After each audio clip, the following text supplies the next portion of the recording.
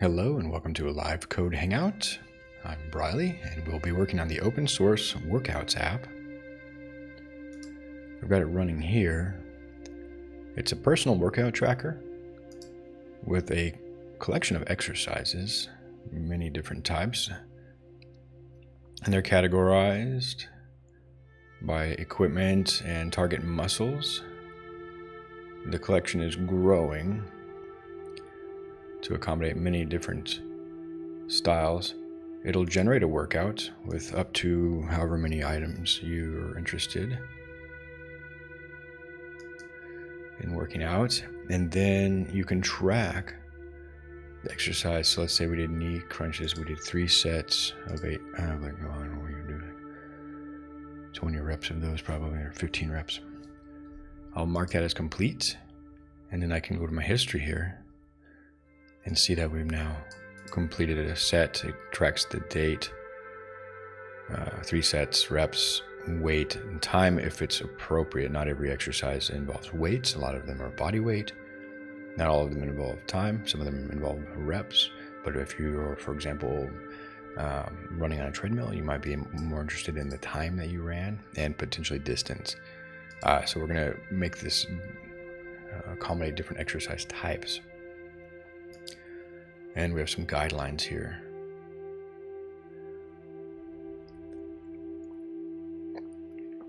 In today's session, I'd like to focus on some minor improvements. We don't have images, and that's going to be a lot of work to create images of all of these exercises, or somehow a video or whatever it is. So it's not really realistic in scope at this point, but we can provide instructions on how to do that exercise. So I'd like to work on that a little bit today. Now here's the challenge. I'm working with a large language model to generate the data. So let's see how we'll do this. I'll create a new chat and we'll close this for a moment. And I'll just take a step back and look at how the data is structured. So we have exercises that are defined using a common format called exercise details. And exercise details contains basic information about exercises that don't really change over time. Hopefully we'll have these relatively stationary, static. Each exercise needs a unique ID so that we can render in the UI and track it in our database. We have a title, the target muscles. I've added joints recently, because that's an important complement to muscular development, that you're promoting joint health and mobility and sometimes not putting too much strain on your joints. So we contract muscles and joints separately. We have an equipment enum,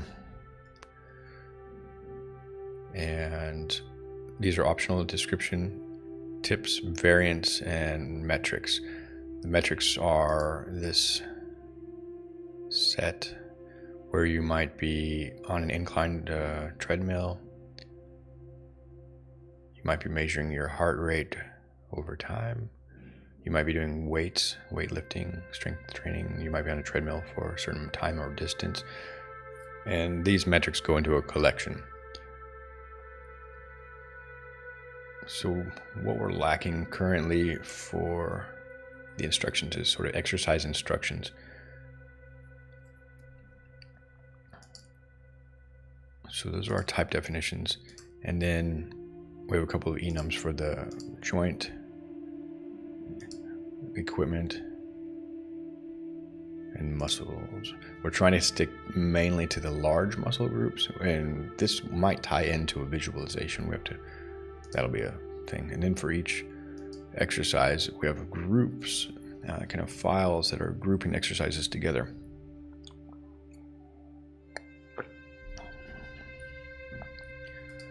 So I'll create a GitHub issue.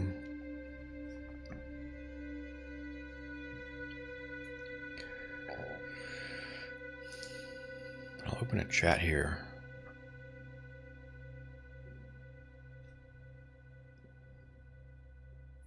Create a couple of issues here.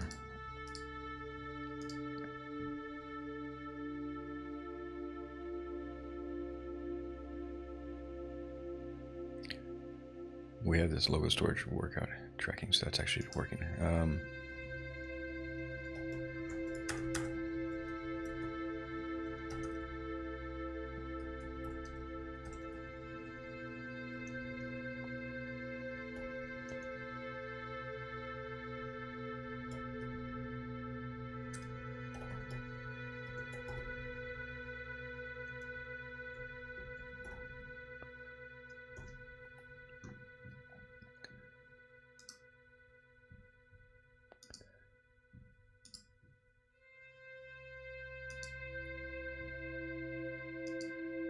So we want to be able to categorize and filter the muscles.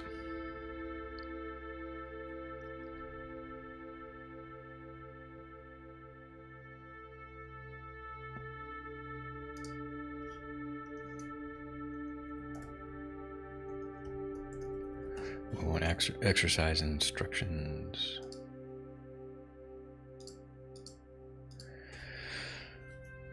So I'm just creating these so I can remember them, and what we'll do is we'll flesh out the issue with Copilot Chat. And what I can do is feed in a little bit of data to Copilot Chat, and we can pick just ask mode. I can say, help me create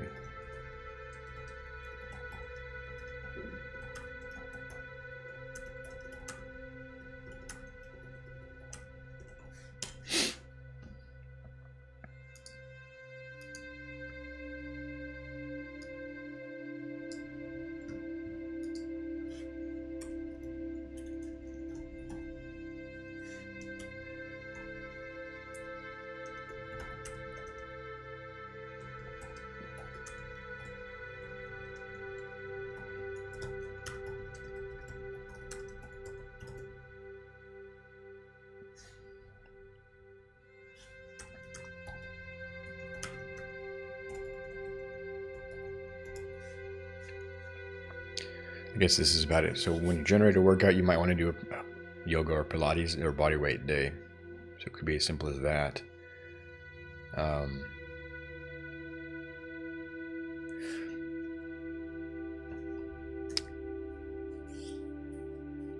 We need to determine if the categories are mutually exclusive. They might not be. An exercise might belong into multiple categories.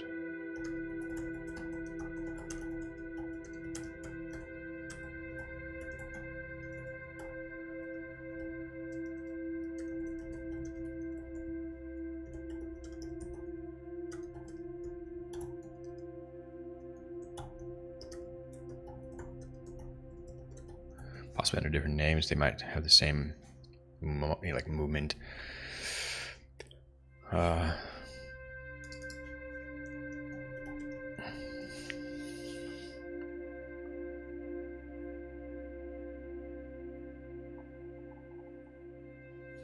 I think the UI filtering should be kind of dynamic.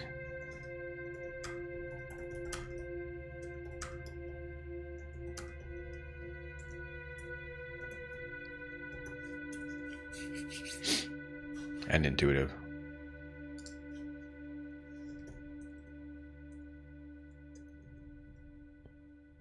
Elegant. In other words, we'll want a nice interface, so we'll have to look at the UI components that are available. I think Daisy UI might have an option here for a multi-select.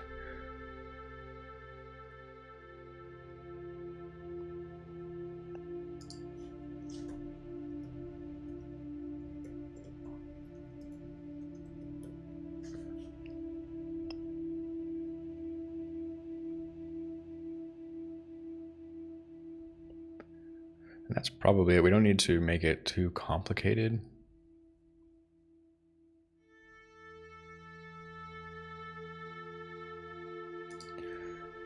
That's what comes to mind.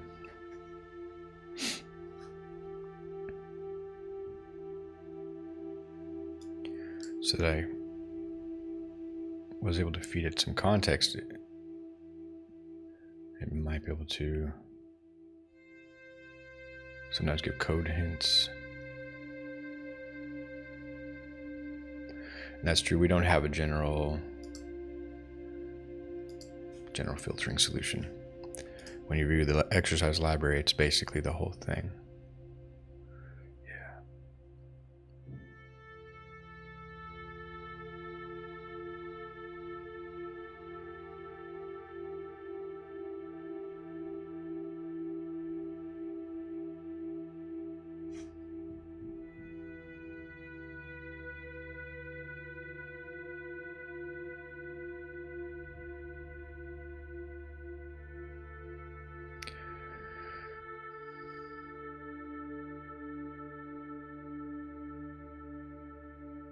Interesting. Yeah, good constraint. Ensure that multi-category assignments don't result in duplicate entries in the UI. Yeah, this could just be like returning a set of entity IDs. So this is pretty good. Good start. And how do I now get the markdown here? Let's see what happens if I just copy it.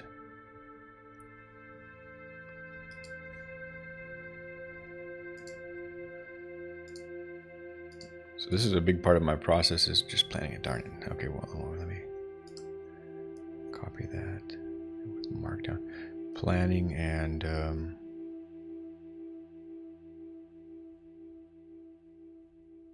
defining these issues.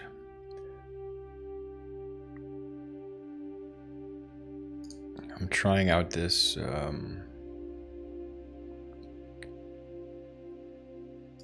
writing plugin, but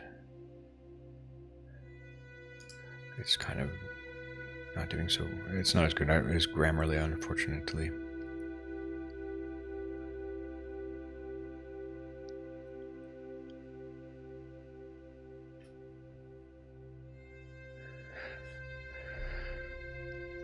And I'm kind of underwhelmed by this issue a little bit. Let's run over to Claude, because Claude is sort of the go-to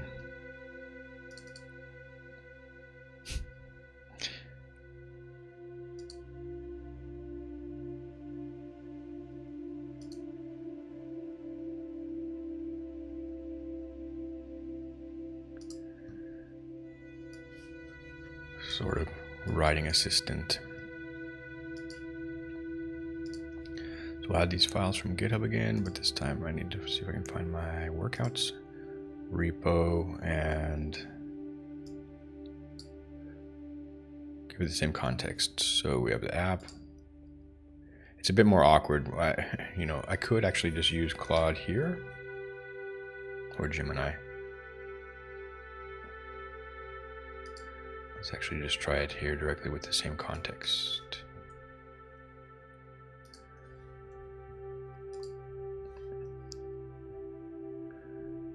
So we have, interesting. Okay. We have our types and our enums.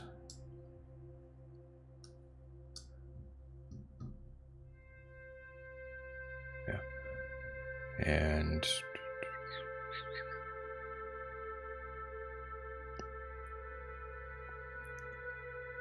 I give it one file for context. Let's see if we get a little bit better result. But the problem persists that problem remains that I can ask it to format it as Markdown, I think. Grab some tea, I'll be right back.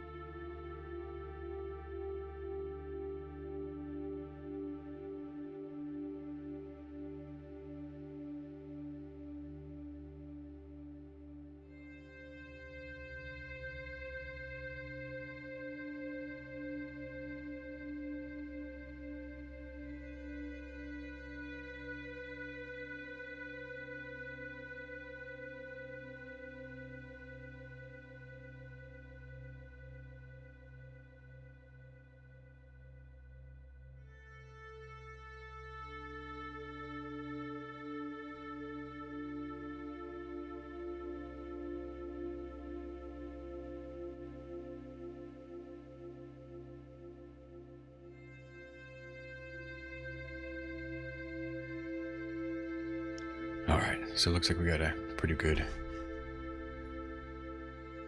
much better issue, even with example code. And I'm going to just ask.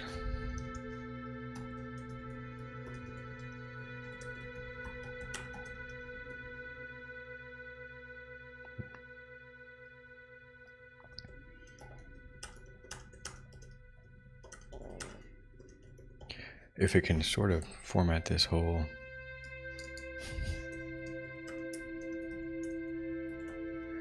issue description into a markdown block. We have voice chat, and I can add code search and explanation of the terminal. A lot of tools. This is a really helpful integration. And for this, I want to conserve my Claude usage, because it is just across the board is a better model than pretty much every other model I've tried. Gemini is catching up, but 4.0 it seems to be falling behind. Okay, so it didn't quite work, unfortunately.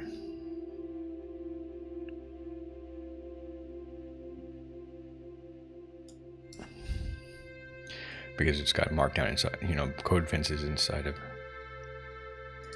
Markdown. Bummer.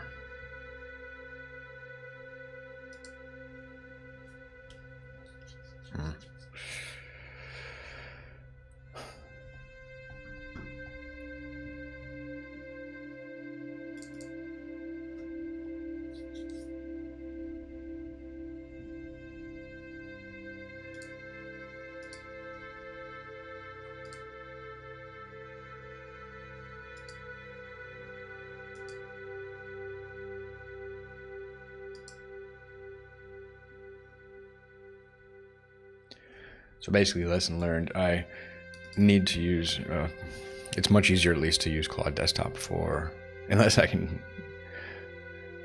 go through to do the manual markdown.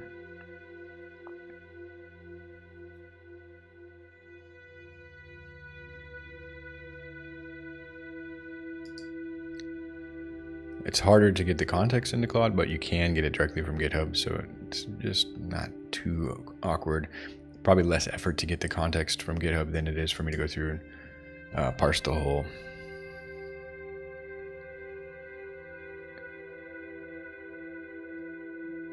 file and manually adding the markdown.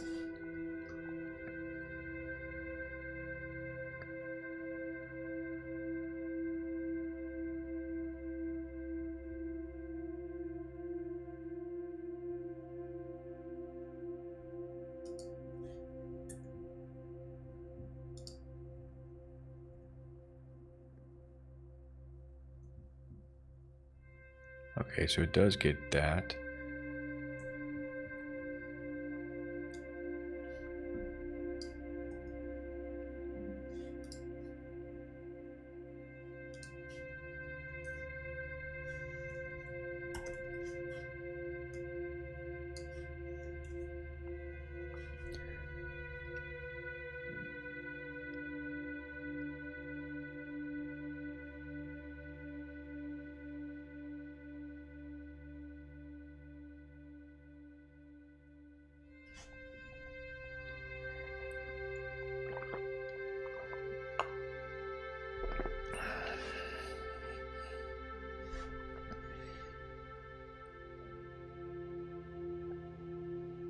The key is now I can go here. This is the main reason that this is useful. And back over to GitHub.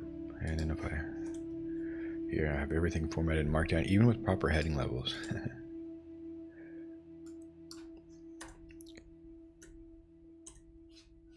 Now technically these are unneeded.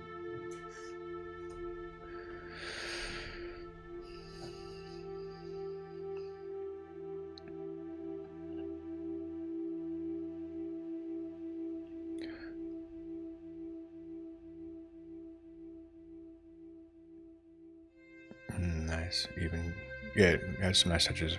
We'll go ahead and save this, and I'll come back and I'll reread it. It did have some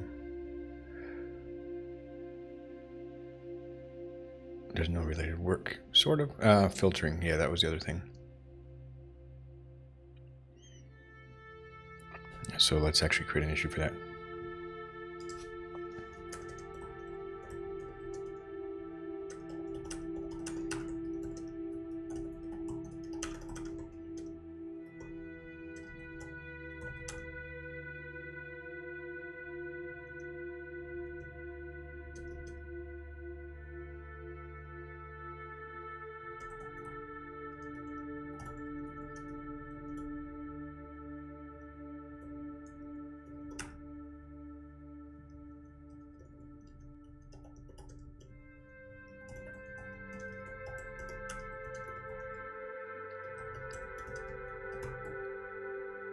Out. And for this, I'll add a little more context.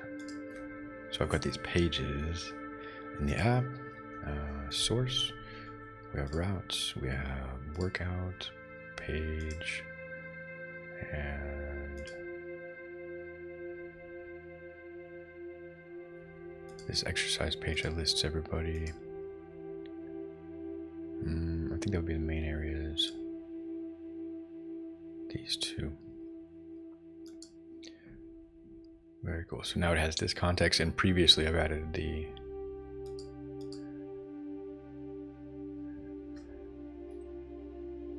enums and the data structures, which is important.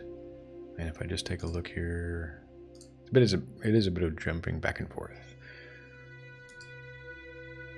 But mainly our exercise data is where things happen.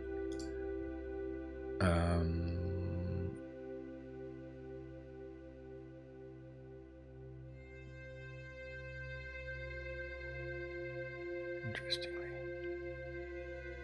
this should probably go into some other location. This is equipment registry.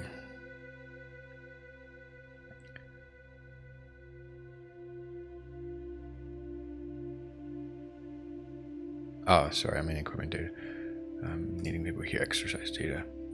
Get random exercises, get random workout times. So yeah, I'll feed it the in lib exercise data. And that's equipment.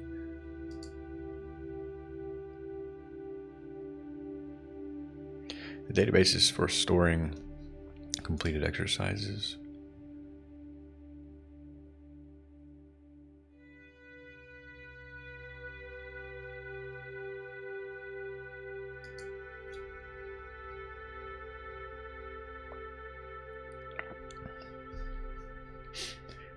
Sometimes it can seem tedious to do pre-planning. Sometimes it can seem like as much work to pre-plan as to develop. But having these clear descriptions really helps later on, especially if other people are going to contribute to a project or you're working in a team. I think it's a very good habit to practice.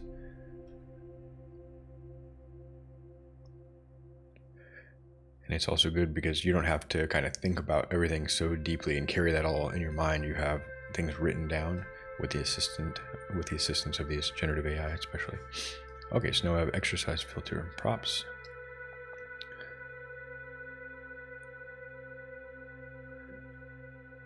And it knows we have equipment, muscles, categories.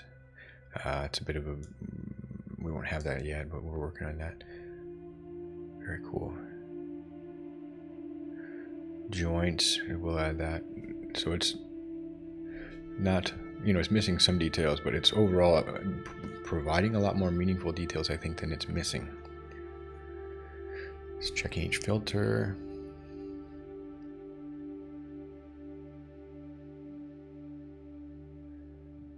And it's sort of executing these in a meaningful way. It's sort of when you filter, like in a database, for example, you want to start with what will cut out the most records and get you quickly to the fewest records. I'd have to look at, are there more? Could be that muscles would get you quickly to a smaller set than category or equipment, certainly. I don't know. So maybe I take that back. Hey, Dr. Unafraid, how are you doing? Welcome. No YouTube link in Twitch bio. Oh, okay. All right, that's a good point. Let me double check that. Didn't think about that one.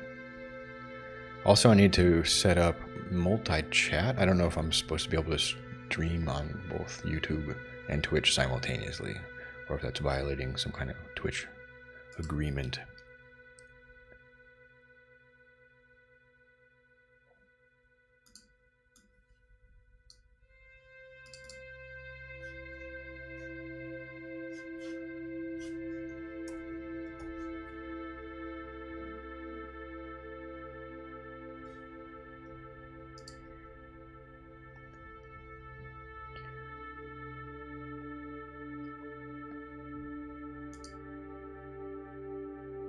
Okay, a rebel without a pause has been a ghost recently.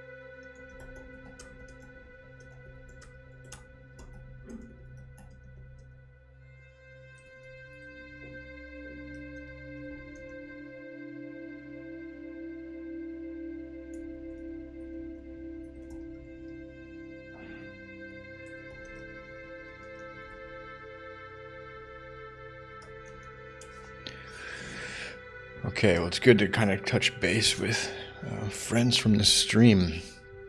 All right, so yeah, how do I my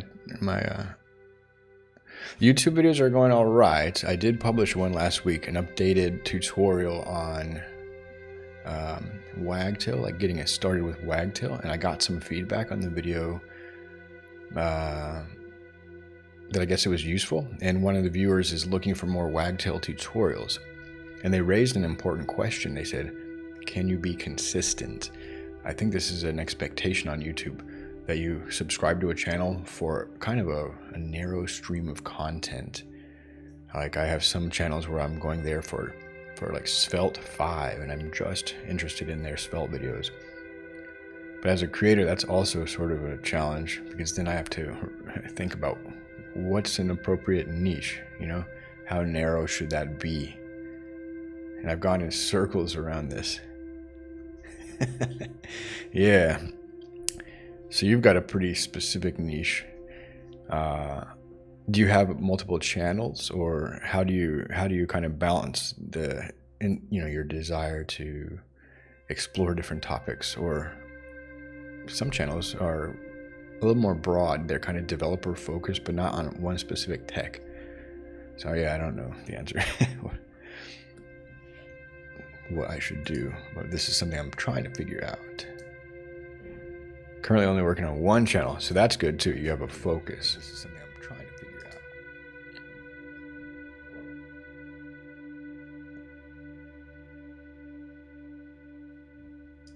Edit panels. I'll add a panel. I'll just add a simple one for the time being.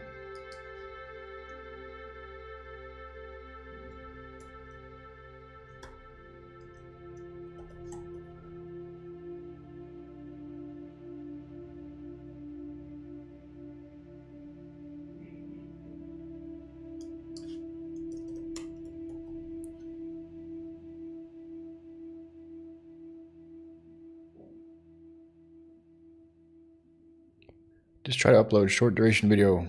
Once you get views, try to upload a long duration video. Yeah, that's the thing, is finding the time to create videos. So short duration video seems like a very good strategy. You're right on the money. Let's take a quick pause and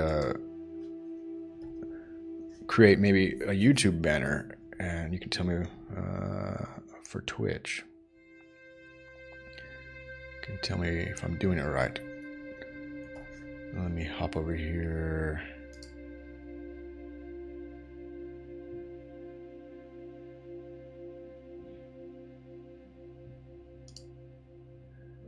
So if we do Canva, do you like Canva or how do you do your art?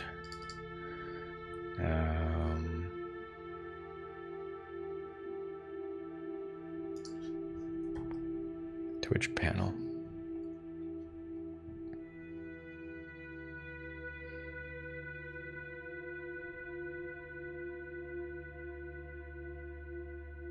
Boy, yeah. So I think this is about it. You have to have 320 wide, right? And then something kind of cool. What do you think of this one? Is that Pixlr? It's like Photoshop but free. Really? I haven't checked that one out. I've been on the fence with Canva because on one hand I use it a lot. I'm making presentations with it, artwork, YouTube cover photos. It's got a really big stock photo library, which I find really important. Also, it does like background removal and things. And it's not like super expensive. It's like around 10 euros a month. So like around Netflix expensive. And I use it like several times a week. So I think it kind of is a good value. And it's got all these pre-created templates and stuff. It has a free version as well. And it's not so, it has also an AI image generator built in too. So it's not like super professional photo oriented, but it does like a bunch of different types of images, even animations. So I've been pretty happy with it. What do you think of this art style? Okay, most of the same. All right, so yeah, and how you said Pixlr is free, and there's that. Sign in, touch up, resize, AI remove object. Now this is cool though. This is more advanced photo editing capabilities. Definitely cool. And you know, I don't mind. I'm working out my budget for things, and I don't want to have everything like some 10, 20 subscriptions that adds up quick, but if something I'm using a lot and it brings some value to my workflow, I don't mind paying for some tools. You know, around 10 a month, ad-free, unlimited saves, 1,000 monthly AI credits. I was using this sort of Leonardo AI for generative AI, and it's on the. I have to cancel some of these too. I can't just pay for a bunch. 80 monthly AI credits might be about as much as I need, so that's cool. Templates. This is what I like Canva for, is the templates. Yeah, thanks for the recommendation. I'll check this out offline. Yeah, definitely. It looks good, and they have a free version is cool too. They don't kind of highlight that here. The free version, they have like, they say it's like a free trial. I did see that, skimming it quickly, but last chance, 24 hours to save 30%. Oh no, pressure. I can't. Nah, I'm not gonna succumb to the pressure. But it looks like they do have nice either templates, or the generative AI can do good text generation, which is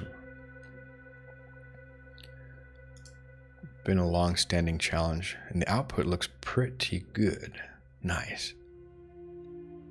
Click the Pixlr editor. Yes, let me double check here. Right here, OpenAI. This one? OpenAI photo editor? Oh no, right here. Sorry. Yes. Okay, gotcha. Yep. Yeah. Create new. Oh yeah. There we go. Social. Okay, YouTube profile, YouTube thumbnail. Well, let's just pretend we're doing a YouTube thumbnail. I'm trying to just focus only on a few, couple social platforms, YouTube and Twitch right now. It's already enough. Nice. Oh, crap. 710 technology partners. Oh my gosh.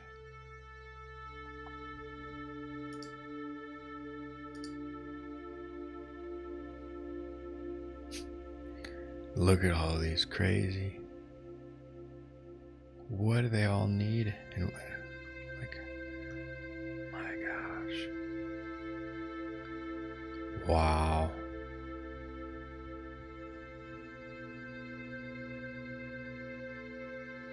mean, I can kind of understand some of these, but man. Okay, cool. So yeah. Wow, it's a nice photo editor. For photo editing, though, I did get an Affinity Designer when Canva bought it. I got the bundle. And it's not a cloud app, so you don't need a subscription. It's a one-time purchase. I kind of like that model of software. I understand software needs to keep being developed, so they have to have some recurring revenue. But it doesn't have the generative AI, so because it's not, you know, subscription thing. I understand that's got more cost.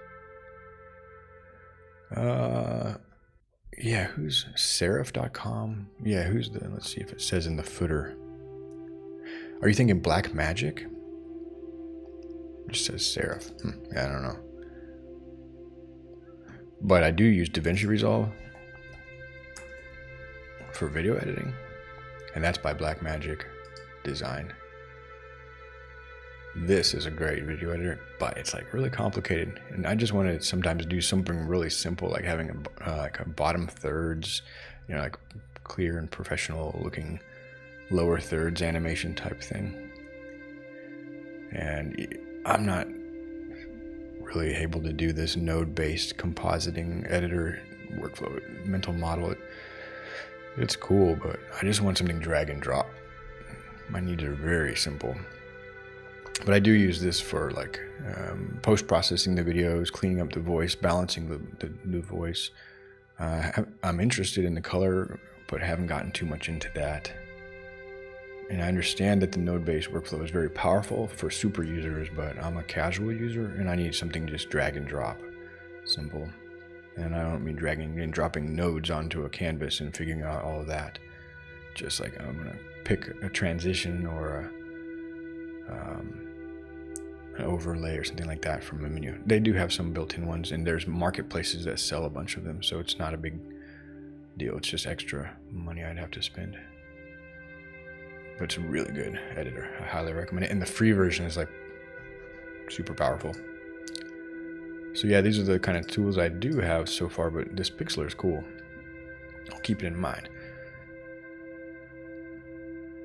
Yeah, do you spend a lot of time on post-production in your videos? How do you find, what's your workflow like? Because I think you have to do a lot of work with research and then kind of compiling like stock footage almost of these like interviews and gameplay footage and stuff like that. So it seems like you would have a lot of editing that you would need to do to sequence everything.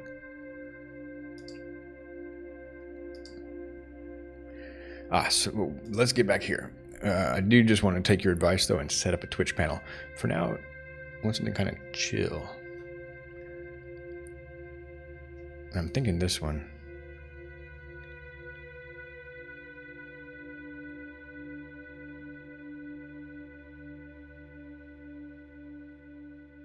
Three to 4 hours editing. Yeah, see, that's dedication. I like spending time with code more, but I understand that if I want to be a content creator, I need to get more into that aspect. This one's kind of cool.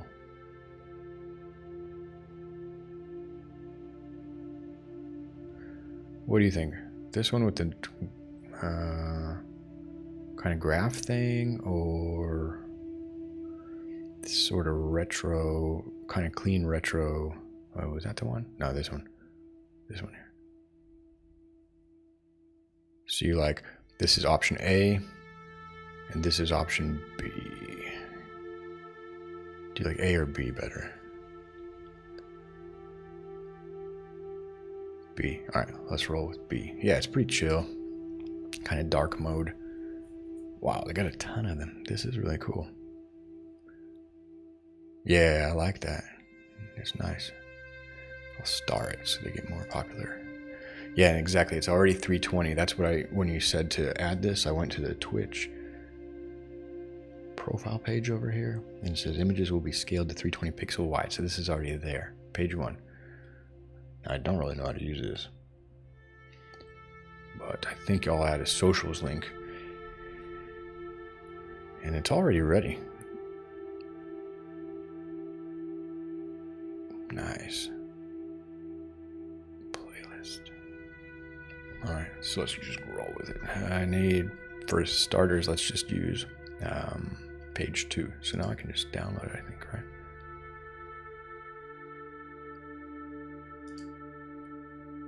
Size, page, just page 2 for the time being, but I'll save it. That's what I'm kind of interested in. Every day, just 1% better. That's already good. If you can just improve something, 1%, a little improvement every day, making yourself better. I think that's good and achievable goal. It doesn't feel overwhelming. And then those 1% add up. Even 0.5%, you know, that adds up over time. Okay, so let me see here. Actually, if I just go ahead and do all the pages, it's going to give me a zip file, I think, or something like that. Let's check it out. Download. I'm saving €1 on premium elements. And then this would be under Twitch, I think. Basic feature Twitch panels. Yeah, give me a zip. So if we extract that, then we got boom. There we go. Good to go. Yeah, now I got them all. Very cool. Thanks for the feedback. I really do appreciate your perspective and experience here. I'm learning about this stuff. Socials. Add image. Choosing the image. I'll just start with the socials and we'll start with YouTube. Done.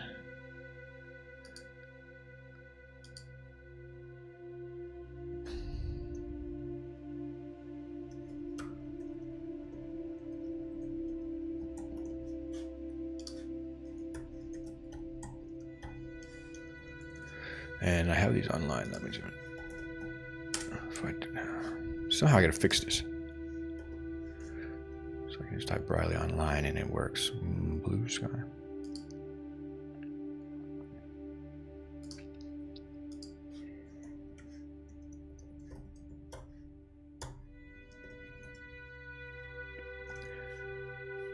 Dev 2.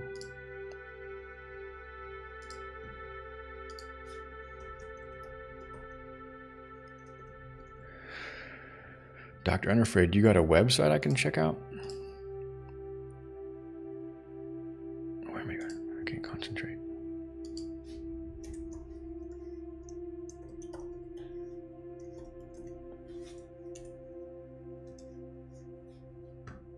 I don't know if LinkedIn, but YouTube.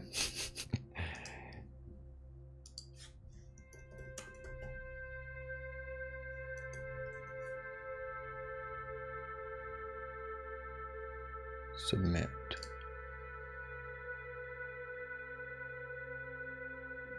Oh no. We have a spammer in the house. I just realized I didn't connect my Firebot. I need a pre-flight checklist every time I'm going to start streaming. Just enable Firebot, set the repo URL.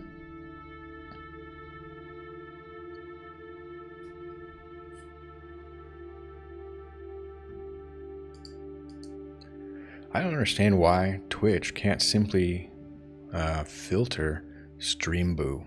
It's literally just spamming day after day after day. How can Twitch not be aware of that? And it's such an easy thing to filter. You just literally delete any post that says stream boo. It seems to me they probably are allowing it on purpose. Maybe stream boo is paying them. That's my conspiracy theory. I don't understand how a big platform like Twitch couldn't enable some automated filtering. I mean, they have to have done that for many reasons.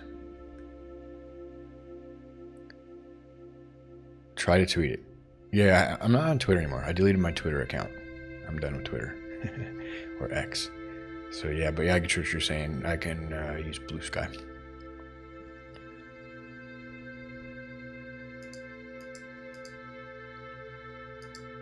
I've just gotten so many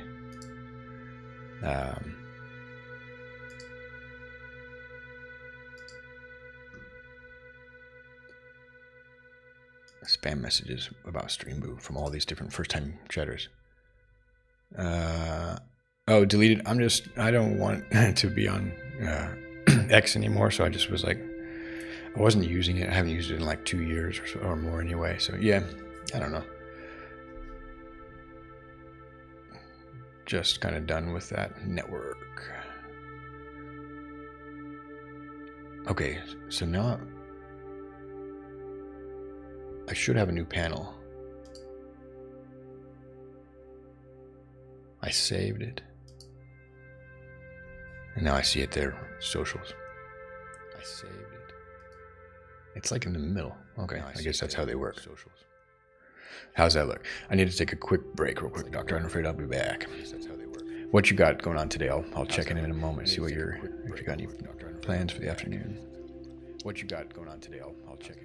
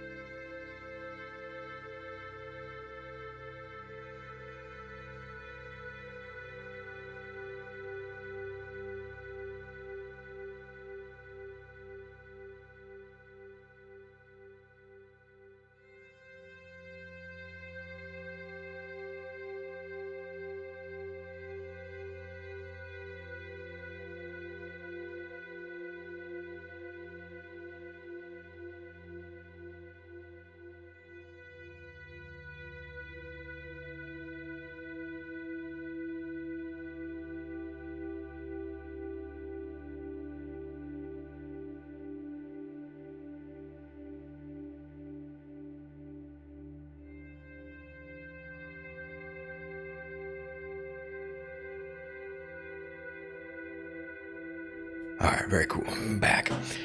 Hey, Dr. Unafraid. Oh, yeah, you're going to start work soon. Yeah, good. All right, very cool. I was just thinking, maybe you'd be interested in this. Yeah, you're going to start work soon. Yeah, good. I can create you a static website, kind of like, it doesn't have to be the same style as mine, but just where you can showcase your work, link to your socials even, if you just want to, you can decide on if you just want a links only website. And then you can just register a domain name, usually like 10 euros per year if you want. I could build you the website and then you can host it for free on GitHub Pages. So there's no hosting costs, just the domain, which renews once a year. And I'll use this Astro framework because it's real easy to use and fun. And it has a lot of, we can make a custom theme, of course. Very flexible. Very flexible. So yeah, let me know what you think of that. We could do that on stream sometime. Just set you up a static website and get you hosted. Yeah, let me know what you think of that. We could do that for free. Since you helped me out so much with my stream and socials anyway, it's the least I could do. Since you helped me out so much with my stream and socials anyway. Okay, so I think did a little 1% improvement to the Twitch. And we've got an issue that I can start working on now. The ability to filter exercises. Which I was, if I step back again in Claude. Filter exercises. Which I was, if I step back again in Claude. Filter exercises. We got Claude there, and I'll hop over here to double check my issues. Exercise instruction. Categories, filter. Okay, so we need one more issue. Exercise instruction. Well, I'll just copy the whole thing. Little asides. I got my attention drifts and goes everywhere. It's one of my big struggles. You know, I got my attention. And I do 10 things at once and I never finish any of them. It's been a long-standing challenge. I have more success with things that I can just do real quickly and jump to another thing. That's like how my brain operates. It's really enjoying that. I think that's maybe common for a lot of people that face that situation. But it's been so impactful. It's like affected my work and school and everything else. It's like beyond just like monkey mind, as the Buddhists call it. Okay, nice to see you, Dr. Unafraid. Thanks for stopping by. Okay, nice to see you, Dr. Unafraid. Thanks for stopping by. So this is looking good. We got exercise filter component, some props, a service layer, so that's cool. And adding it into the exercise service. Filtered random exercise. Cool, yeah. Some of the details won't be there. So let's work on this feature. That's why also having things broken down into small chunks and small tasks. Yeah, I can just jump in and I say, okay, I've got some attention that I can spend on this. Small chunks and small tasks. Yeah, I can just jump in and I say, okay, I've got some attention. Interesting. Wow.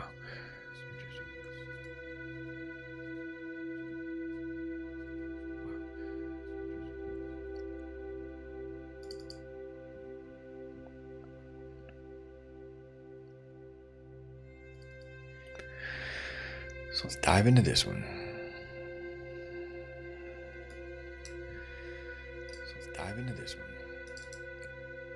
Alright, so what's going on? We have a little bit of red squiggles somewhere.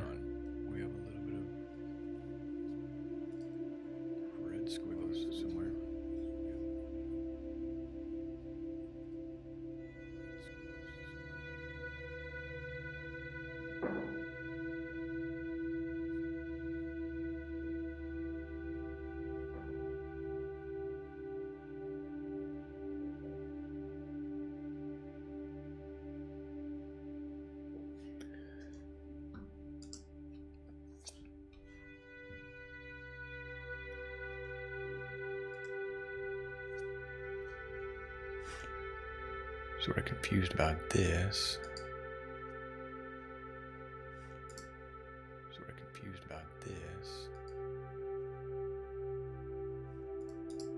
Okay. Kettlebell. Bench, dumbbells. Okay. Kettlebell. Bench, dumbbells. Alright, so somehow we had... So somehow we had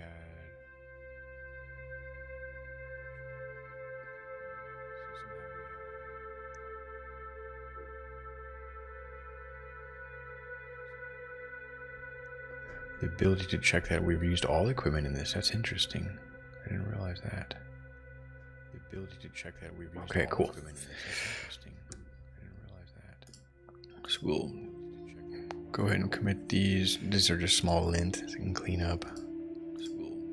We'll commit those directly to main. It's not best practice. Here we go. Sync the changes, and now we'll start the task. 1 hour in. So an hour of prep. Here we go. Sync a little bit of. Now we'll start the task. 1 hour in. So an improvement to the channel. Now 1 hour of feature development, then lunch. Improvement to the channel. Now 1 hour of feature development, then lunch.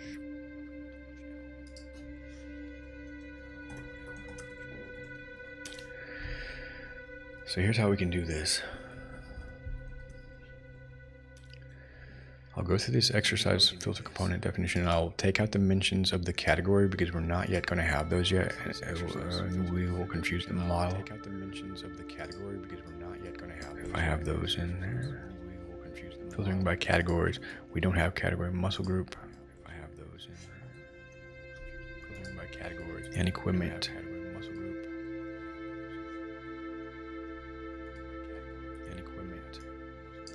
We'll add those later.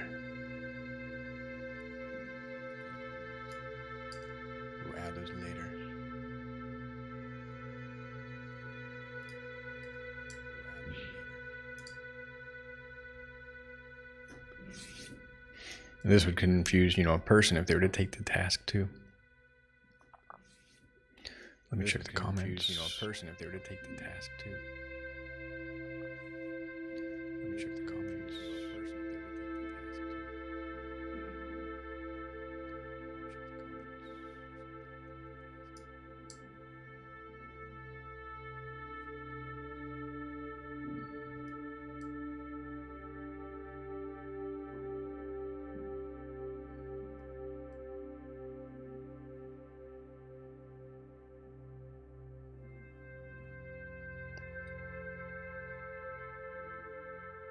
Debouncing. Maybe. I don't want to add that until we have a UX problem though. Maybe. Memoization. I want to add that until we have a UX problem though. Maybe. Memoization. Okay. Since this is not making a call to the server, we don't need debouncing or memoization, I think. Until we need memoization or debouncing. Until we need memoization or debouncing.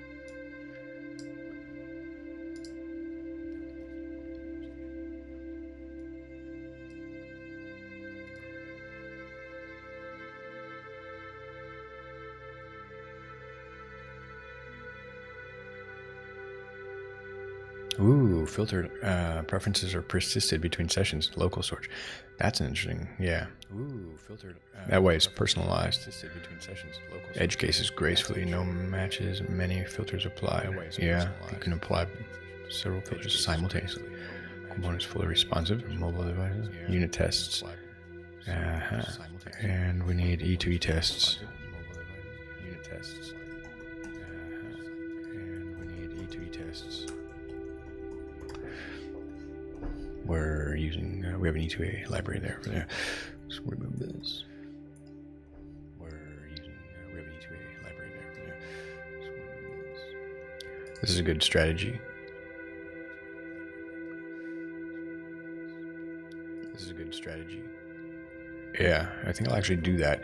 I found, just like I break down a task when I'm working on it sequentially, if I break down the task and work on it sequentially with a large language model, it's a bit more effective. You get better results because the model doesn't have to do so much work, which the more it generates, the more hallucinations and errors are introduced. So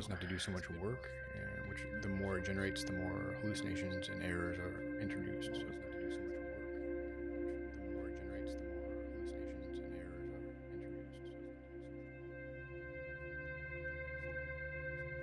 Yep. Very cool. All right, we'll save this. Yep. Very cool. All right, we'll save this. Yep. All right, now here's the where we're gonna rubber hits the road. Basically, where we're gonna start developing in our ad exercise filters. All right, here's the branch. Rubber hits the road. Basically, where we're gonna start developing in our ad exercise filters. Branch. And we're going to switch over here to agent mode.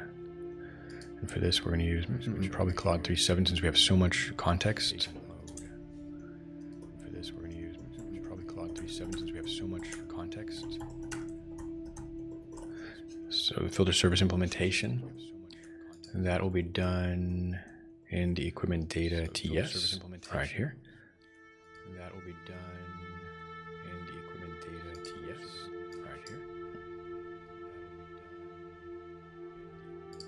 Something like that. Something like that. And now I want to add unit tests. So we're going to use equipment data. Now I want to add tests. So we're going to use equipment data test.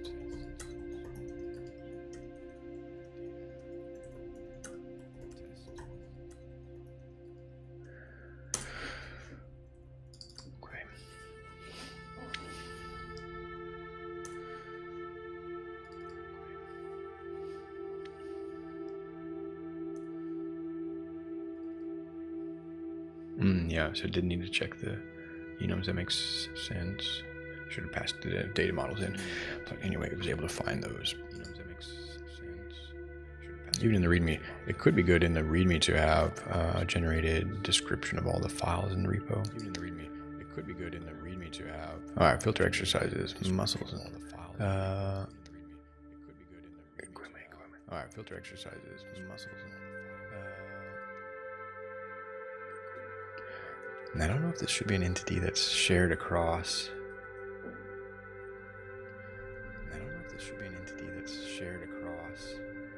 Boundaries. In other words, these props can be an interface.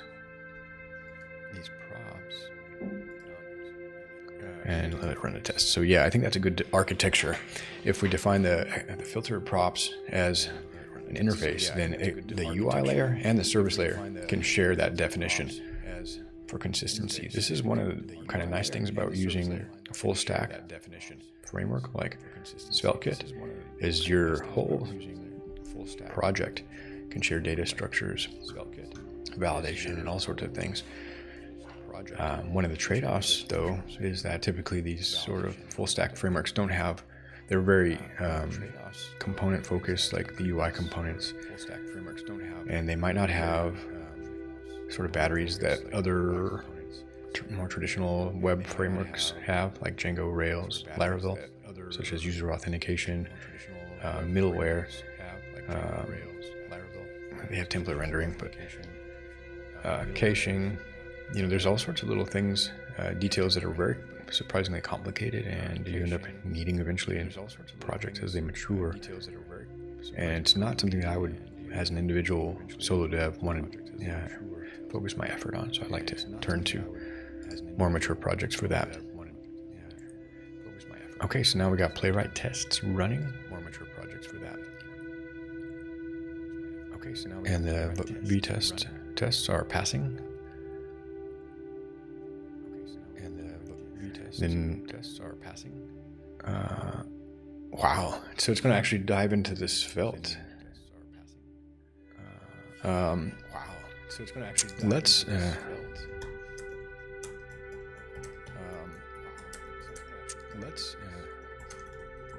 for the filter exercise filters.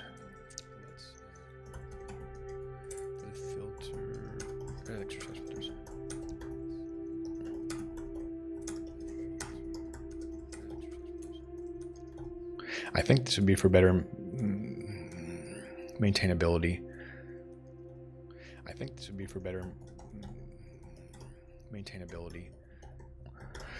Consistency is one of the aspects of maintainability that I think is important. All right, where would these props be defined? Exercise filter.svelte. Well, actually, it's literally following the instructions. It's literally following the instructions.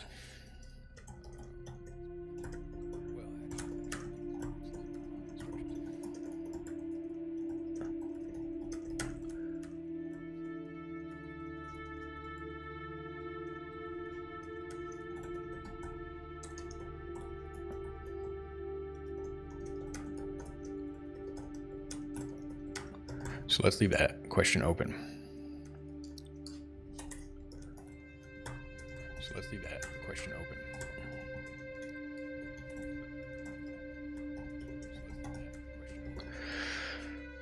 Since we got unit tests, and let me just read through this, of course. Filter exercises by multiple criteria. For filters is a parameter object, and it can be an interface. And so I think you can use the interface here. We'll find out. So it's going to return all exercises. It's already going to reuse that function. And based on our existing property muscles and equipment.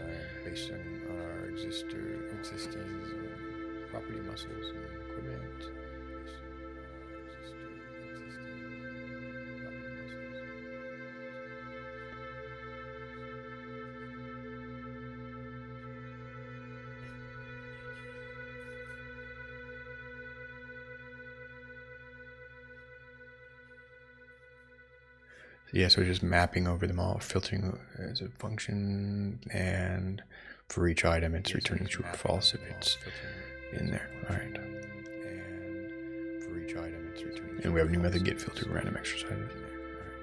Because it seems like we're defining this object here in multiple places.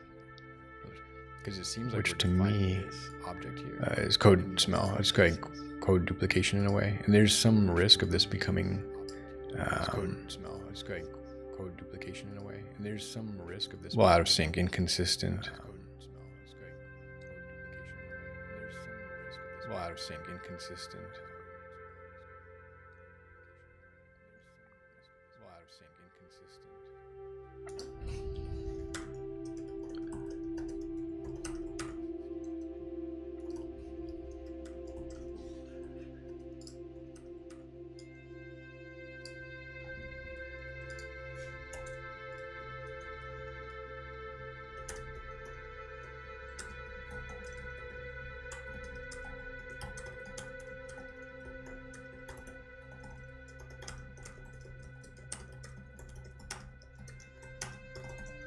Let's see if that's a good idea. I'm not sure, so we'll keep that, and I'll just double check the tests. You know, it's some lint there, and then to define a test suite down here. Make sure that we're able to filter by muscles. Define a test suite down here. Make sure that we're able to filter by muscles. And that everyone includes muscles, chest, equipment, dumbbells. This is really good. And that everyone includes muscles, chest, equipment, dumbbells. This is really good. Interesting. Yeah, so we'll keep that as well. So we'll go ahead and commit this. It's a good step in the right direction. Add filter exercise. We'll go ahead and commit this. It's a good step. Cancel that. I thought I had. No, I just. Cancel that. I thought I had. No, I just.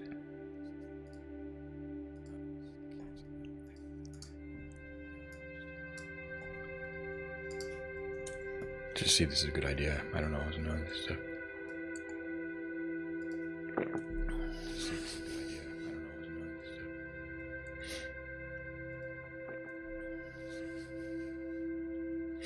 It's a good suggestion. Creating a shared interface for the filter criteria will improve type safety and maintainability. That's what I'm kind of aiming for. It's a good suggestion. I'll add this interface to the types file since that's where to keep our interfaces. That makes sense. This interface to the types file since yeah, and that way also we just change it in one place and all the other places inherit from that, so that's really good. Yeah, and that way also we just change it in one place and all the other places inherit from that, so that's really good. Yeah, and that way also we just change it in one place. So in other words, I don't accidentally forget that the filter exercises filters and the get random exercise could filter random exercises filters have basically the same structure, and I accidentally only edit one and then have some inconsistency in the project. Filters have basically the same structure, and I accidentally only edit one and then have some inconsistency in the project. Basically the same structure, and I accidentally only edit one and then have some inconsistency.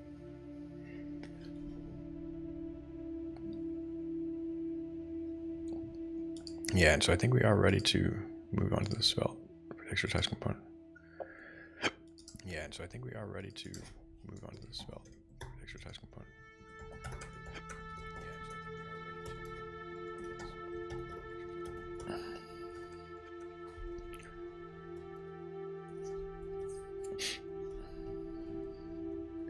This is really cool. And that's one thing I like about Claude is it's proactive in helping. This is really cool. And that's one thing I like about Claude is it's proactive. It suggests the next step, offers to take it. I think that's, you know, by design. Suggests the next step, offers to take it. So we don't have the filter component. I should have given it a little bit more context. So we don't have the filter component. I should have given it a little bit more context. Based on the analysis of the code base, create an exercise filter Svelte component. So we have existing patterns for displaying muscles and equipment tags using colored badges. So it's looking at our other components in exercise page Svelte.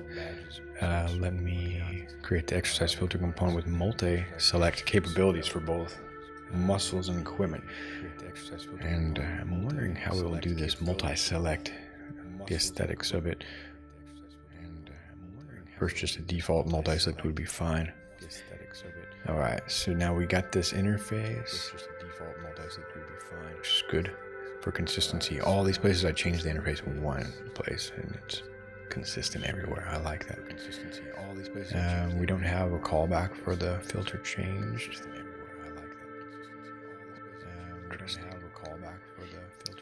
Check for TypeScript errors and a new component and none were found. Exercise filter component I created includes, so yeah, we're just focusing on the component itself. Multi-select filters both muscles and equipment using a tag-like interface. Uses tooltips properly typed with shared exercise filters. Stateless design. Filter state is managed by parent component. Interesting. Responsive layout or wrapping. Should me to demonstrate how to integrate this component or other exercise library or any additional features. Let's think about this for a moment. How to integrate this component or other exercise library or any additional features. Let's think about this for a moment. So, TypeScript. So, we have some TypeScript. So, we have some TypeScript.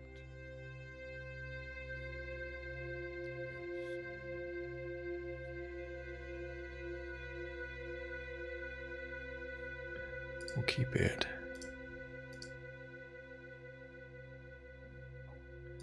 Now here's a question is how can I essentially just preview this one component. I think we use Storybook for that.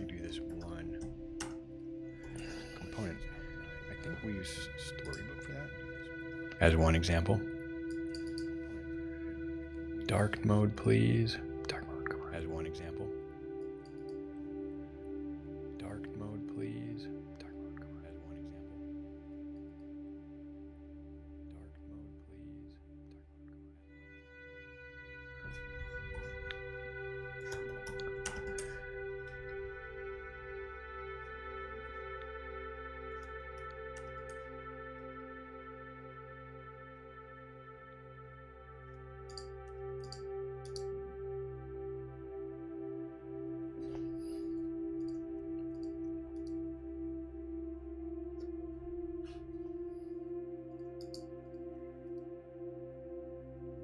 Just because it's so React oriented. Just because it's so React oriented.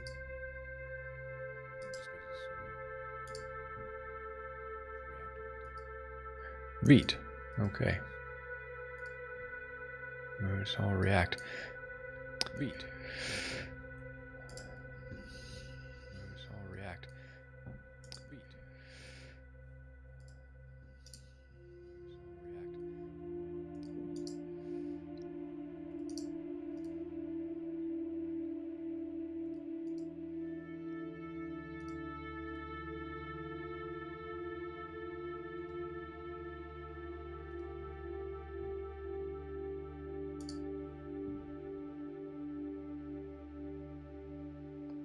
We have to use a.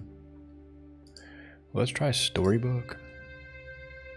We have to use a. Let's try industry standard workshop for building, documenting, and testing UI components in isolation. This is the key. I think it's a really nice feature. I haven't been using this very much yet, so let's think about it. I haven't been using this very much yet, so let's think about it.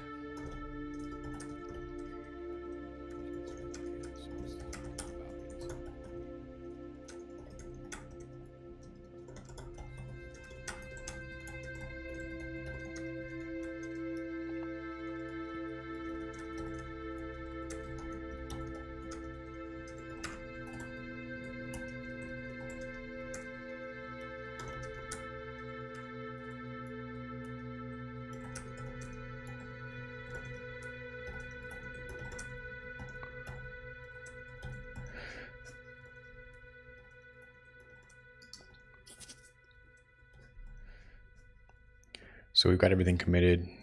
We'll try adding storybook. This is a big addition to the branch. Admittedly, I'm a fan of having small pull requests that are easy to review. But since I'm the sole developer here, I can make an exception. Alright, so now it's going to PNP and add Storybook Svelte, Storybook add-on essentials, Storybook add-on interactions, Vite plugin Svelte, and Storybook test. Wow. All of which I was unaware of. I had no idea about any of that. Quite a large dependency, 6 deprecated subdependencies found. This is one thing that I've been encountered in the past. In many projects that are so complex, they have insecure or deprecated subdependencies, and you can spend a lot of time surprisingly fighting with your development framework. Instead of developing features, you're having to update your testing library, or this is a big risk I'm taking here. Hopefully it'll be isolated. This is a big risk I'm taking here. Alright, so it just needs to isolated. But I remember another thing is Storybook hooks itself into every directory, and that one I didn't like. I would like Storybook to be somehow in like a subdirectory of app, app/storybook, and not spread throughout my entire source tree. I hope that they fixed that.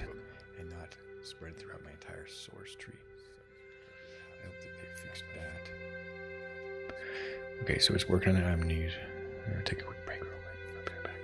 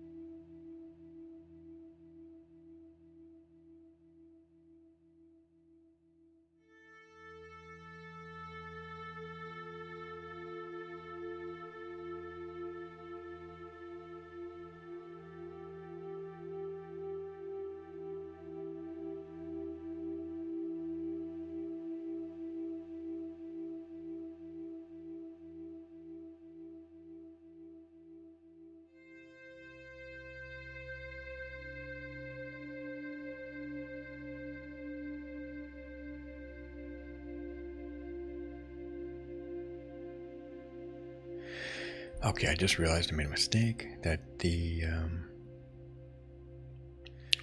consoles are waiting for my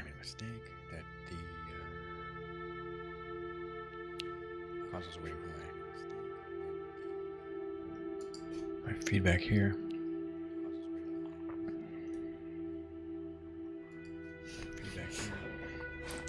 Oops. Started some tea brewing.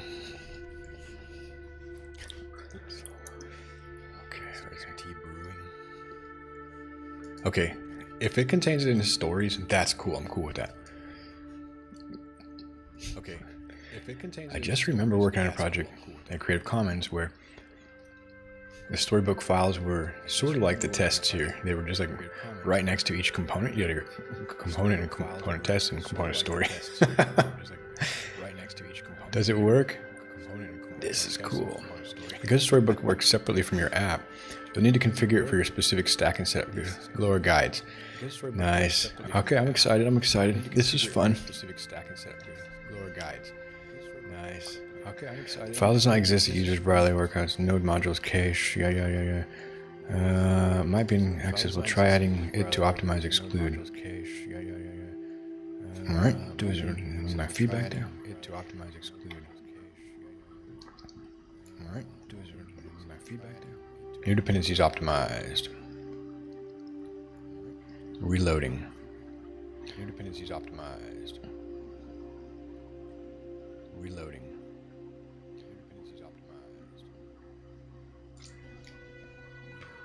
I think if I just canceled it, doesn't look like it's doing anything now. I think if I just canceled it, then now I think Claude can see that the terminal command ended. Then now I think Claude can see that the terminal command ended.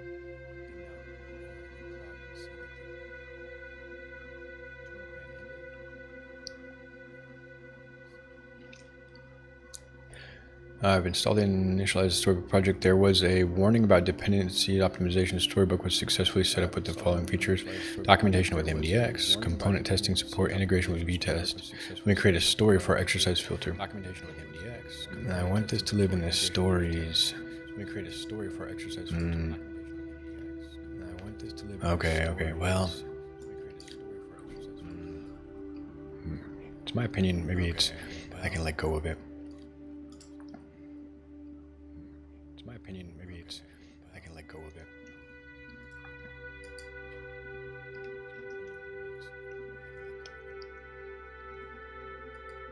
Error rendering component.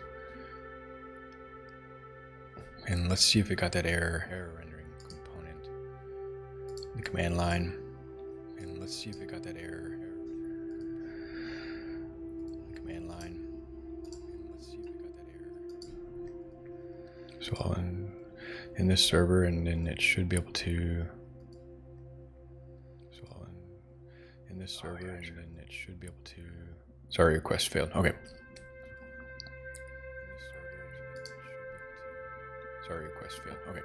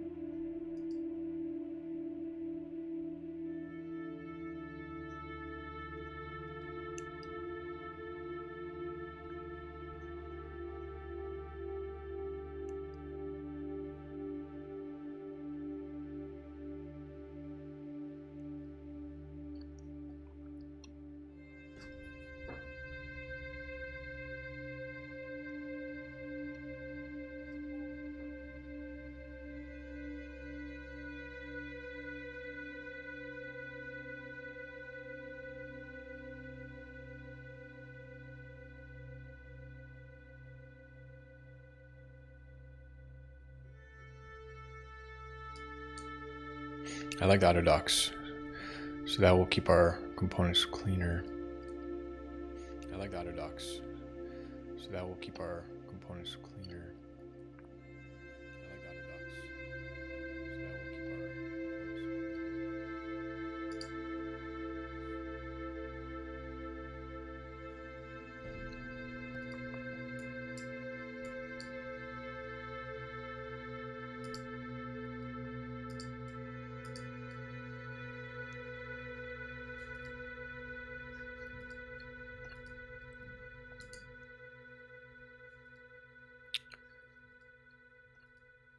I need to actually make sure we'll do that.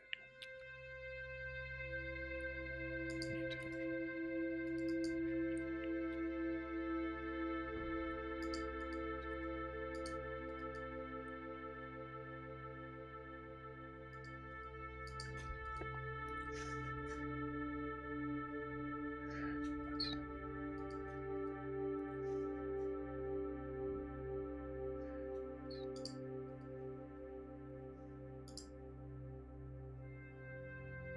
There we go.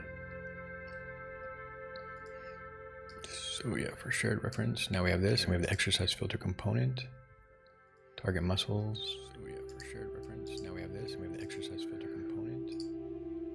That's a good step. Wow, and previews.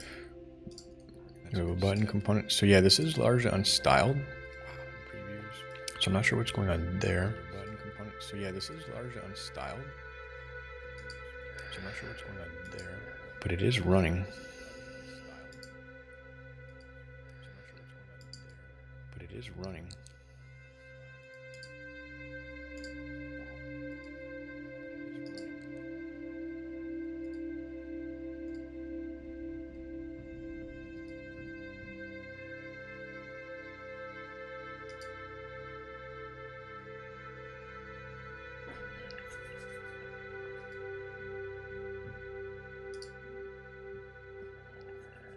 All right, so good. It's good. Let's let Claude know that it did succeed. All right, so good. It's good. Let me check out for the latest storybook instance. Blue was good.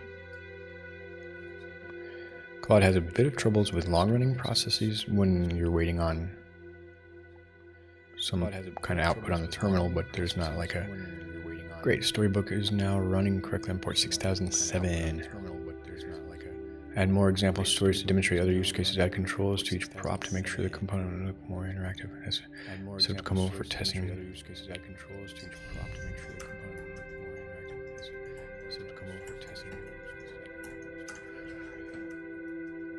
So if we hop back over here, exercise filter component. So if we hop back over here, exercise filter component.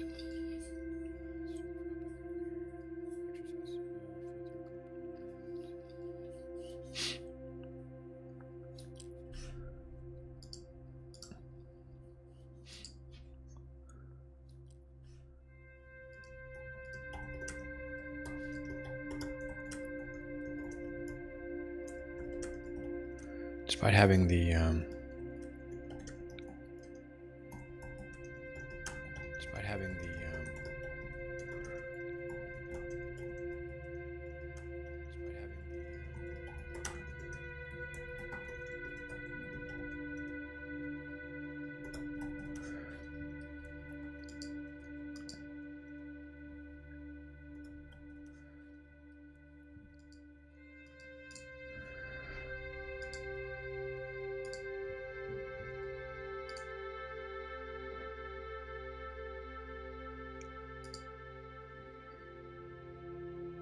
I should have done storybook as its own feature.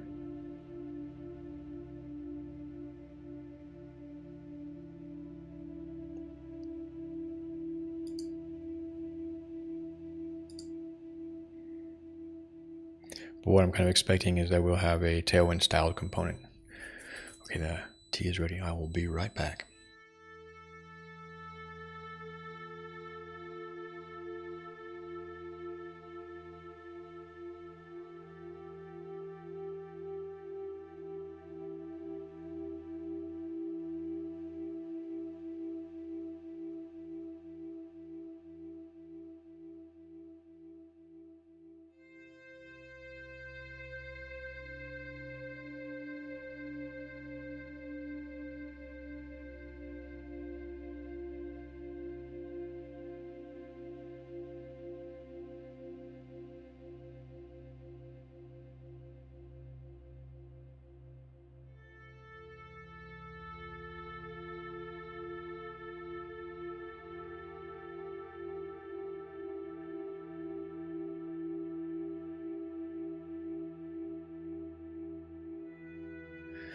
All right, one of my side goals with this project is to, aside from building the app, is to learn how to set up like a kind of a first-class developer experience using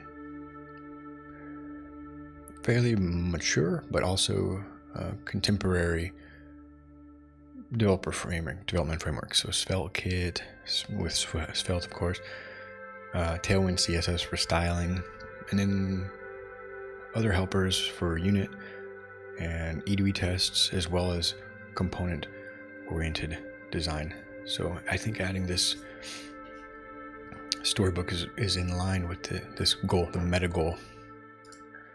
All right, so we're gonna run storybook again.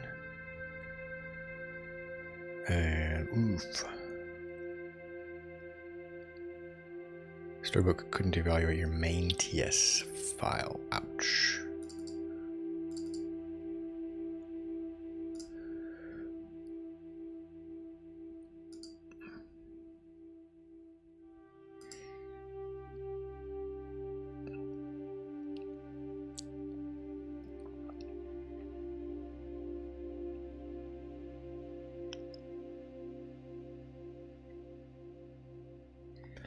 The issue with importing Tailwind with Vite plugin in the storybook configuration. Let me use a different.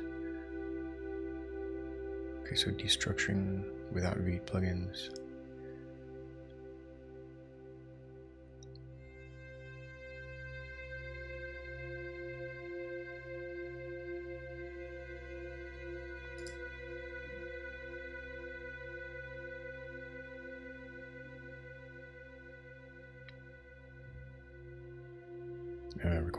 Require style. Import is forbidden.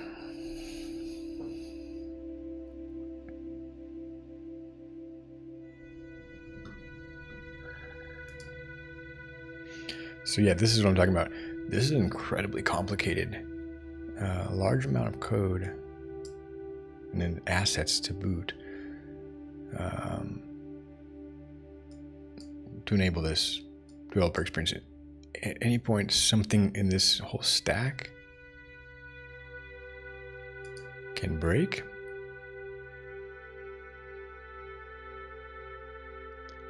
Including in any of these dependencies.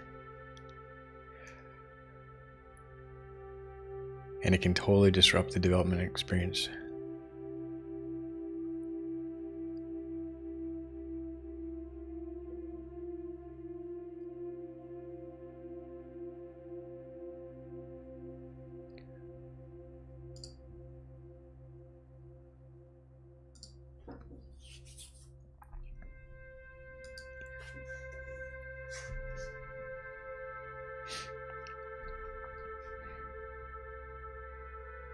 And recovering from these types of framework level errors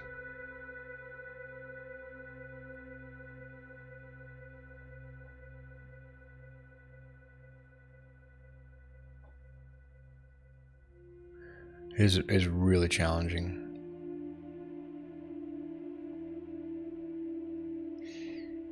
Although this is a good error message, so I think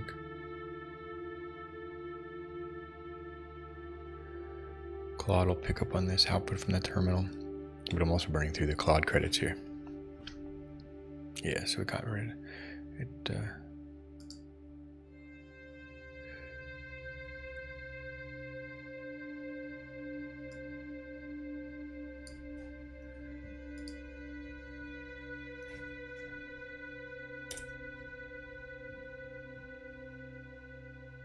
we go.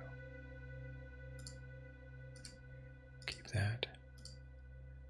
Keep that.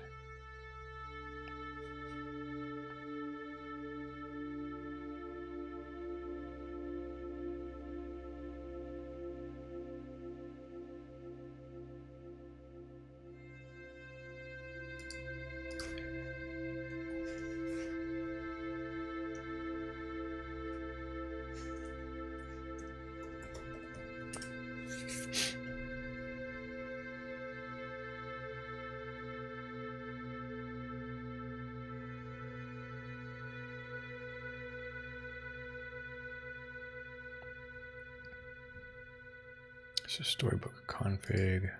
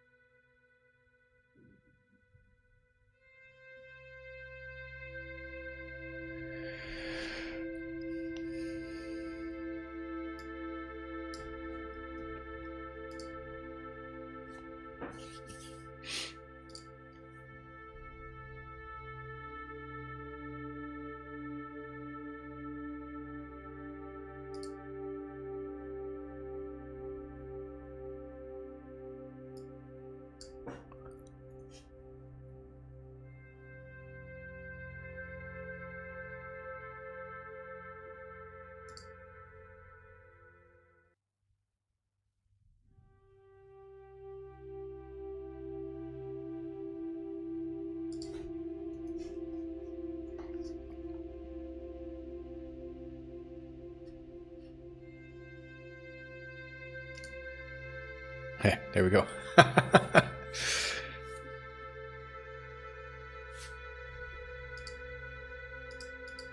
All right, we're a step closer there. These, I think the color should toggle, but we're getting there.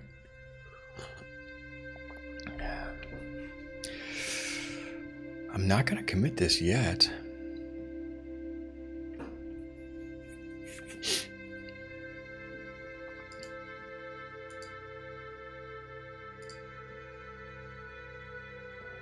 We're so close, and yeah, if this can work, this is a really nice experience to really just focus in on developing one component with component auto discovery, for example. I think we can now remove.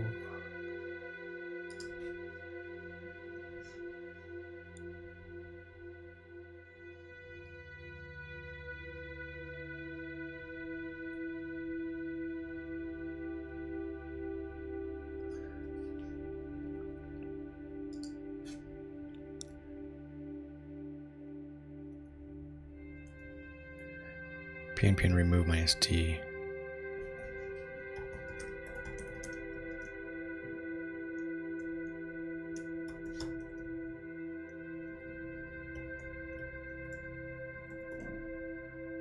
Wasn't that it?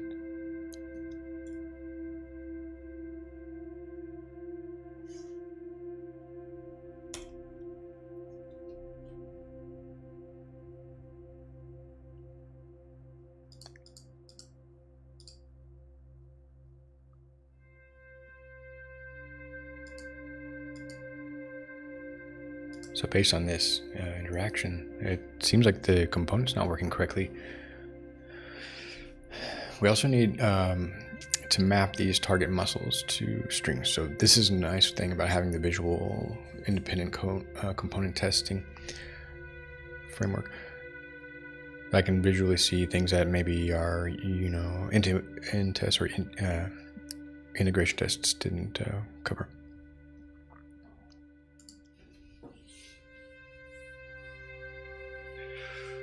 We're so close here.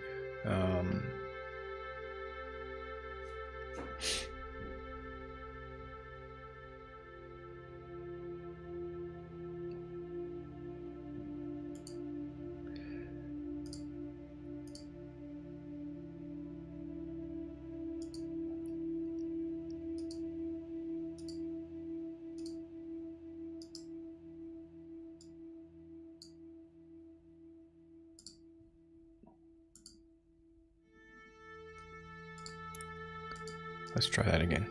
Terminal, make sure that it has auto discover, so we don't need that, I think. No, I didn't need that. Shoot.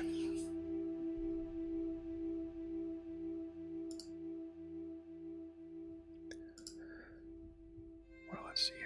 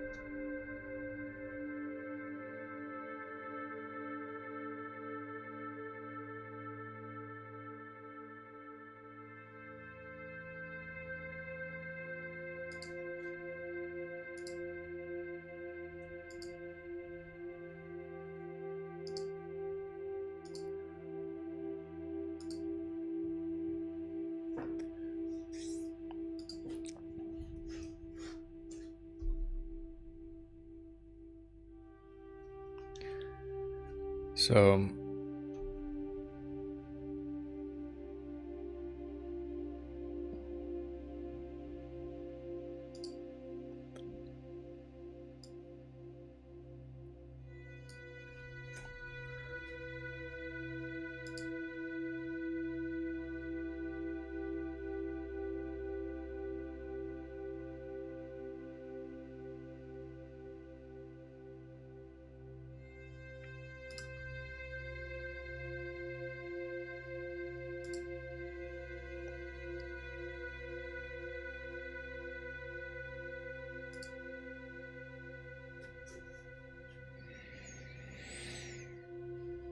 just gonna clean up all this stuff. Hopefully I'm not totally destroying this.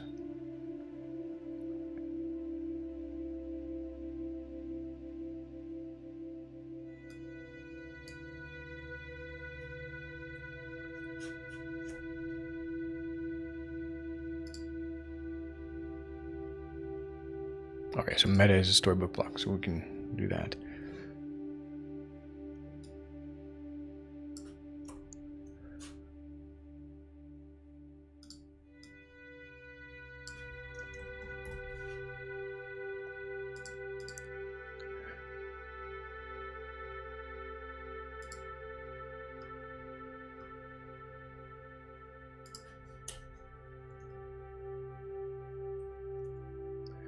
And it's MDX, so we need to enable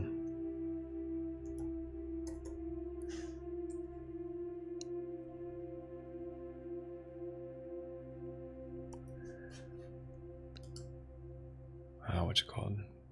Auto completion, basically.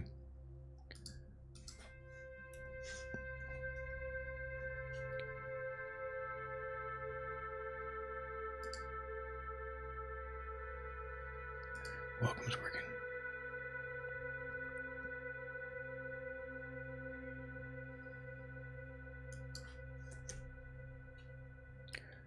All right, so now we have fewer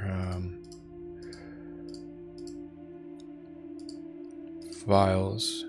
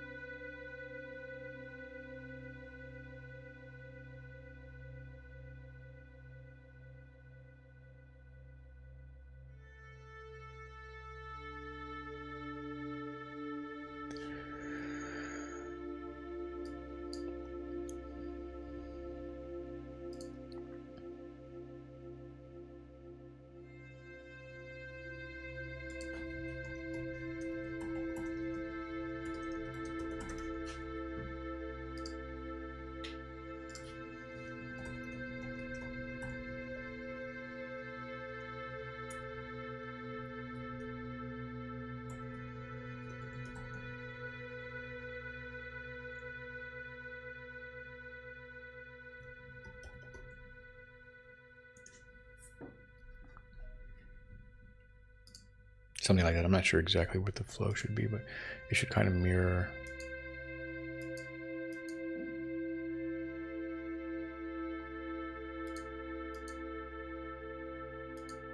the folder structure. In fact, components and exercise data could probably come out of lib. We're not. We have a database and types. Folder, I don't know.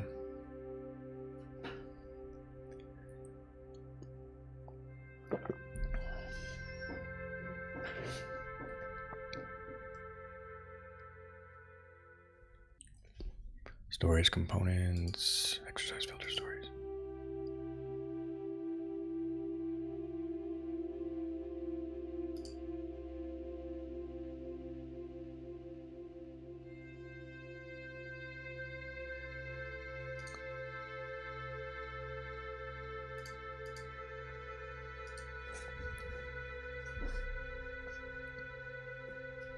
There we are, exercise filter. Now it's rendering. Okay, so now it does appear that at least when these are populated with selections, that's just working, including the correct color coding. That's nice. But in the default state, it's not working the other way around when I click.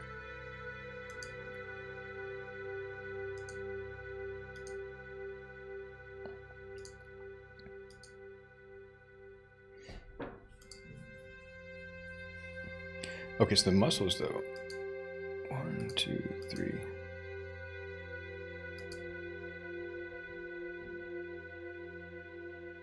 This doesn't seem to be working correctly.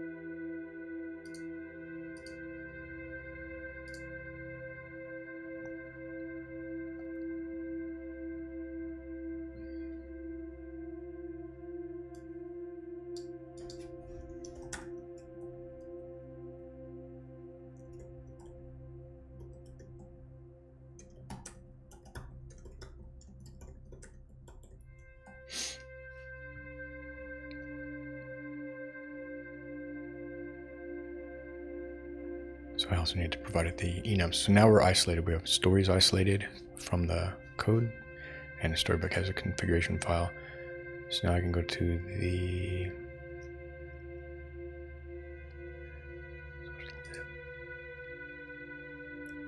I think these are the enums that I can fix.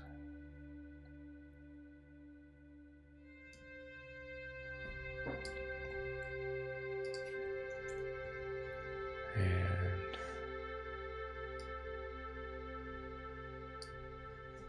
I think it's able to inspect these errors itself, but I'll just go ahead and pass them in.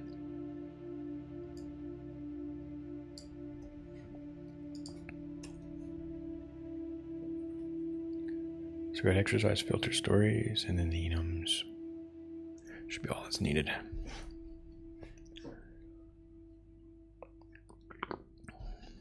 If I can get this on a stable ground where it's rendering the component correctly and there's no red squiggles, I'll commit these changes. Then we can debug the issue where the toggle doesn't seem to be working. That could be the testing environment in how it's wired up or rendered in Storybook, or it could be that the component doesn't correctly work. I could have started with the E2E tests, I think, for this, but I wouldn't have necessarily thought until I could see the component what the E2E test should include. So there we go, no red squiggles, looking good. And then in fact, this might have even resolved it. So if I hop back over to the browser and refresh the component docs or default. Nope, okay, didn't, but muscles only, equipment only with selected filters. It looks good though, nice component. So the other area is main TS. Could not find module Storybook Builder V or its type. Declarations. So this one's interesting.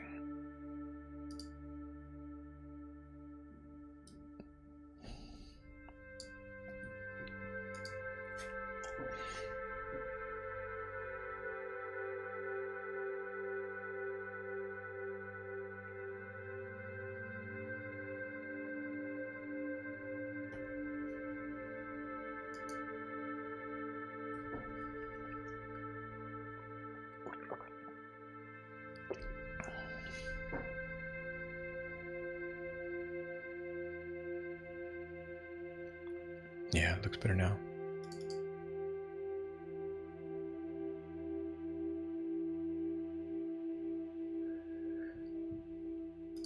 So we've got rid of all the squiggles. It's hot module reloading it. I'm just going to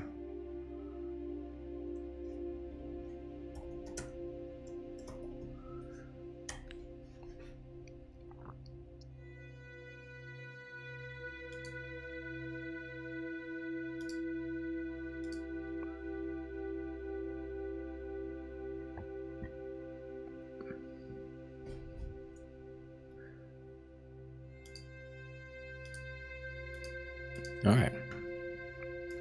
It's a bit risky,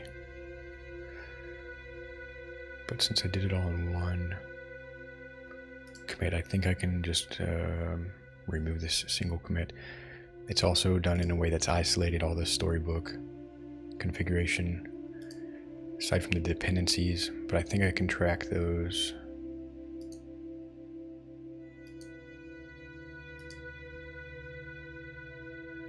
So I think we're good. Let's just commit it. Should have done it in its own branch.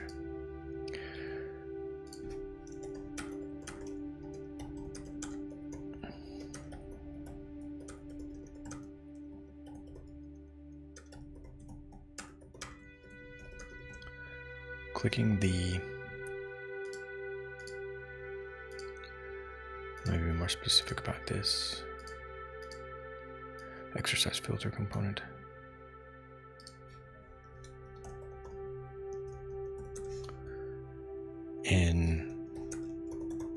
In storybook, could be just that.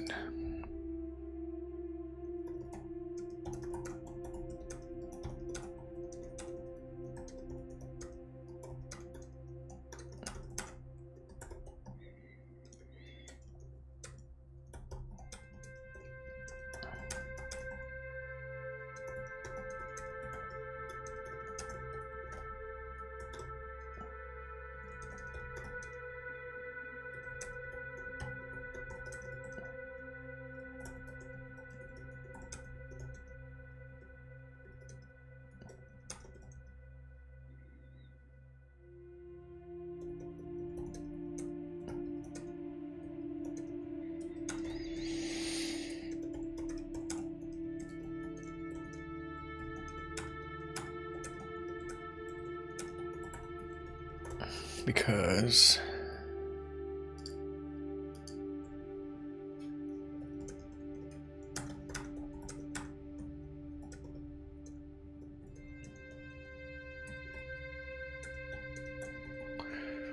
not able to toggle the state. Okay, so that's that. Let's just go ahead and give it the exercise filter as context and this story as context, if it might help.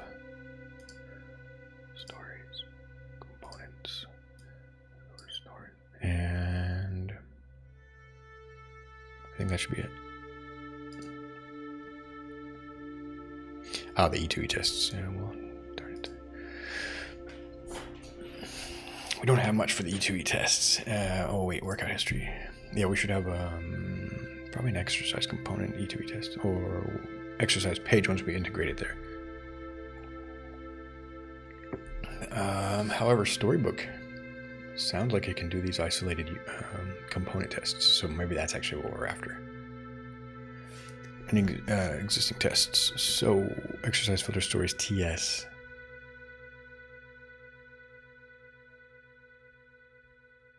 So let's see how this is handled. Again, I have no idea on any of this.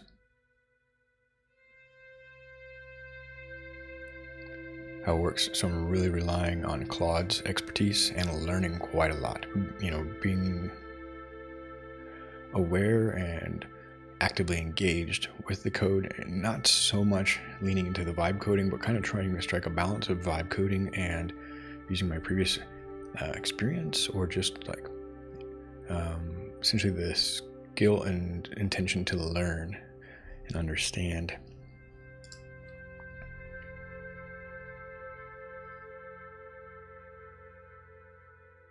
Okay, so now we have some tests.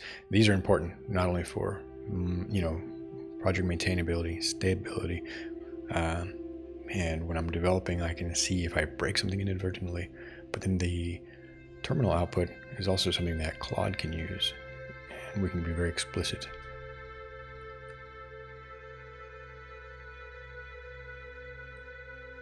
So keep the changes there. And we see now that we have All exercise filter test. Sweet. We'll keep. So still trying to run it, I think. Something's happening, I'm not sure, but I'll go ahead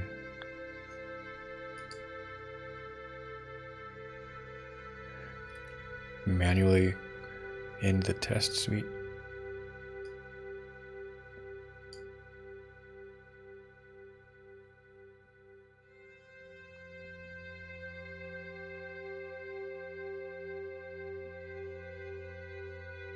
Trying to access the document object which isn't available in the test environment. We need to configure the test environment properly with Svelte components.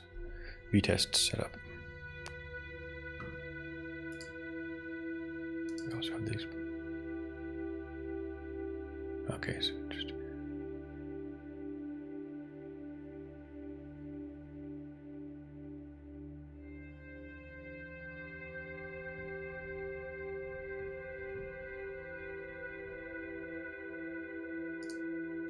close these previous terminals and we'll open a new one.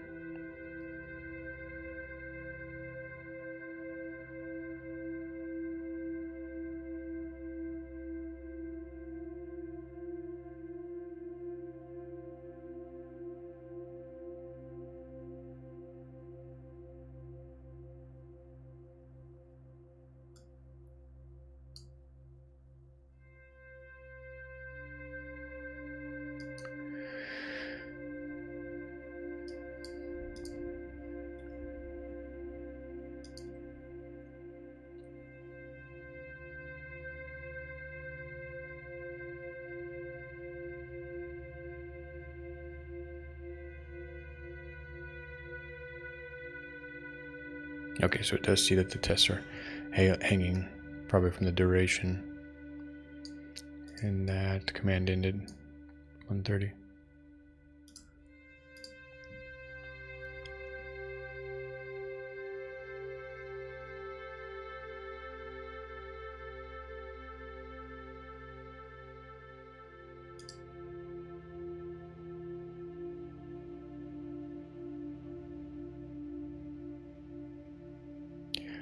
I think this is a workspace thing I can... Okay, I can set up the working directory from the commands it runs.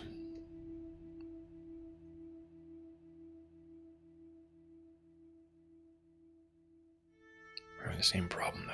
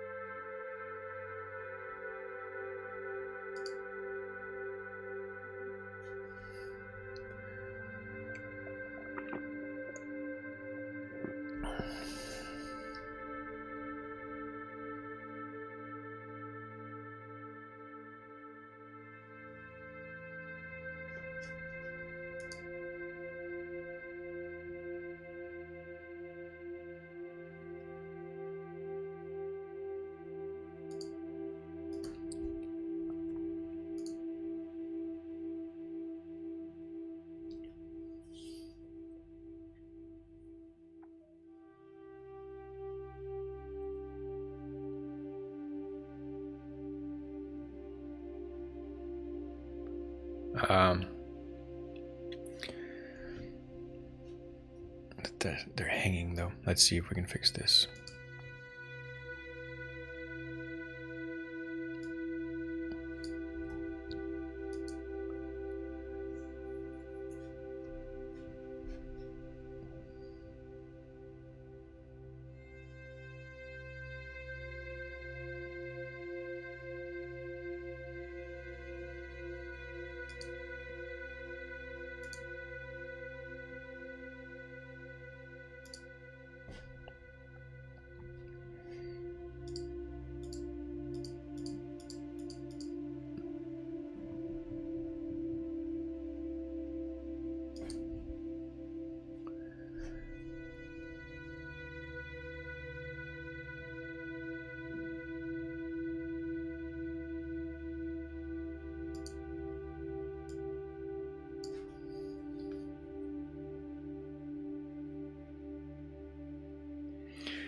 I think in a nutshell, that's what the problem is that the state is kept in the parent component.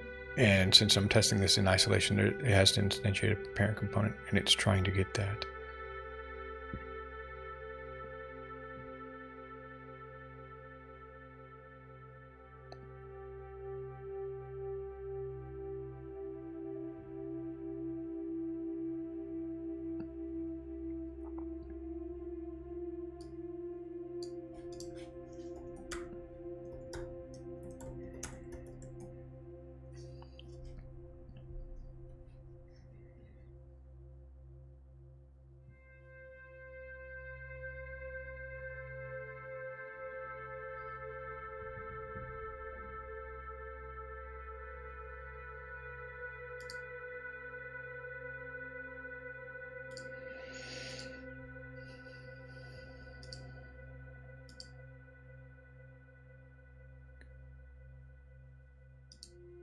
So on the filter changes void, that could be part of it.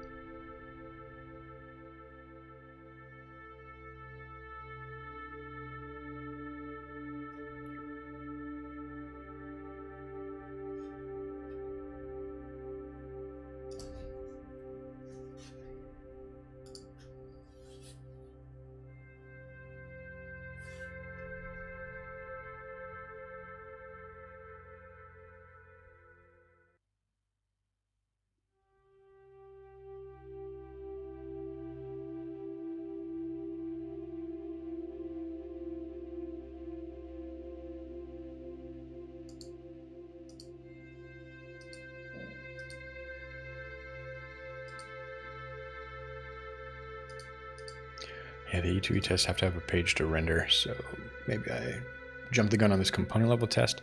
I do think it's good to have component level, manual and automated testing though.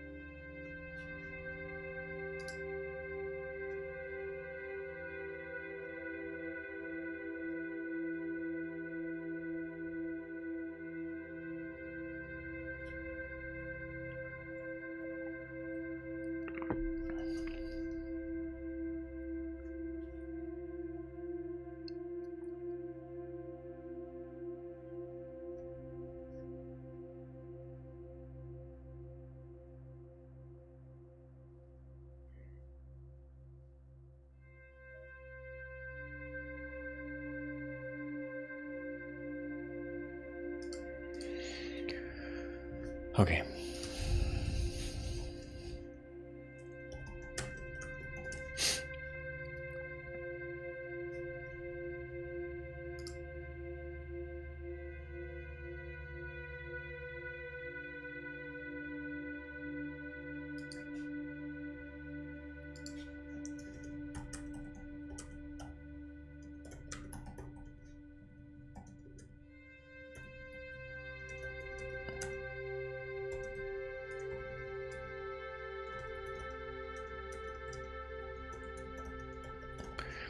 For this one.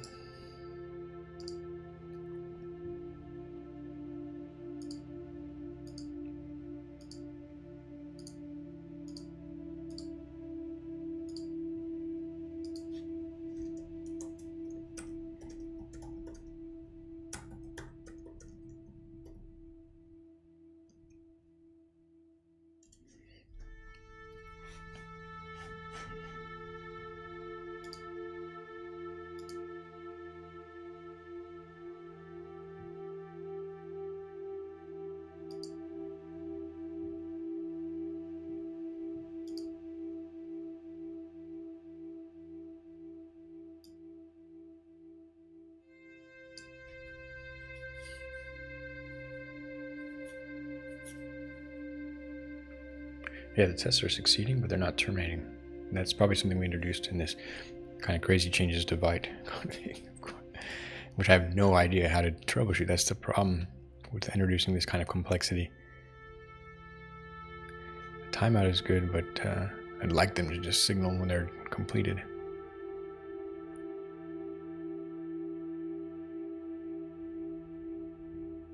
Yeah, this kind of stuff is just what?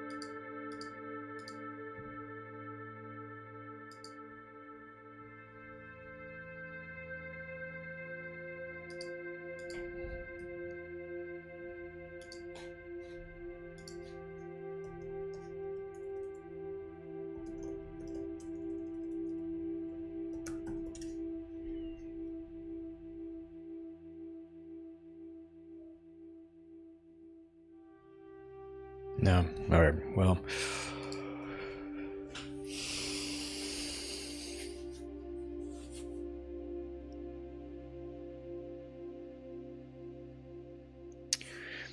The amount of complexity we're just now adding to this.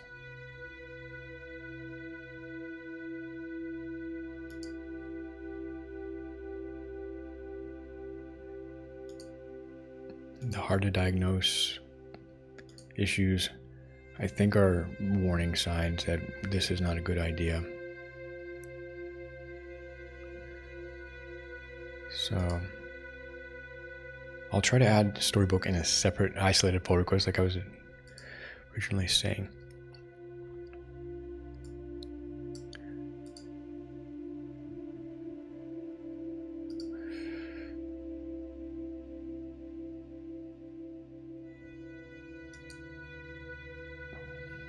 This Storybook one was huge. Added 12 files, so I will revert this.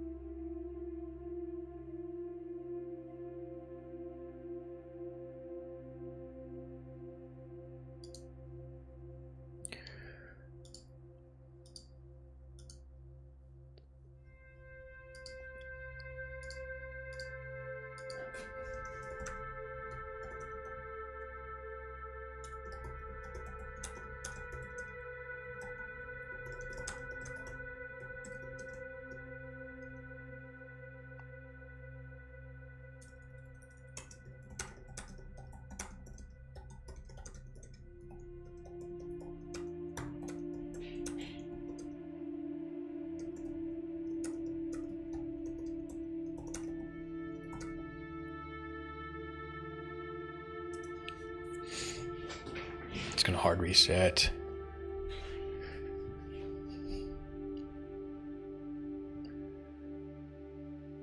And I guess this is the symbol.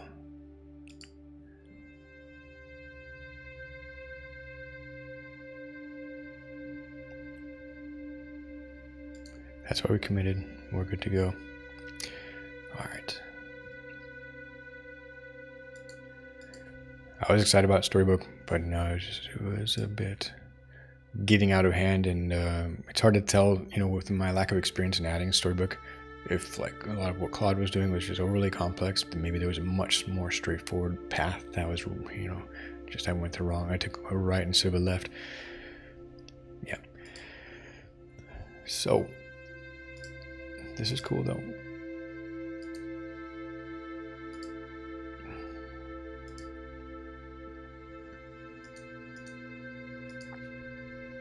Keep it simple. Now that we have the exercise filter, let's add it.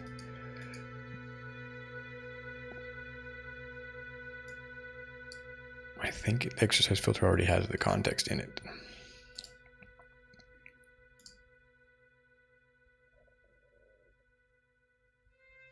No. All right.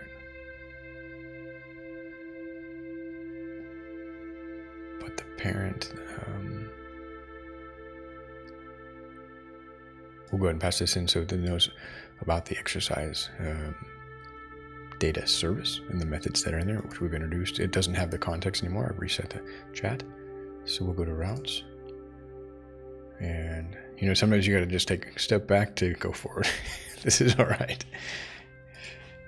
Follow your gut instinct. And one of my really important values is simplicity. And if I see things are getting really complicated, that's a warning sign to me.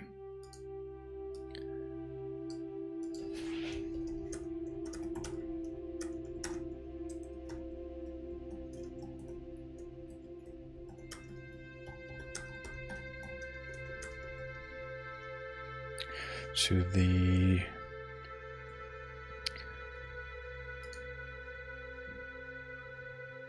exercise library.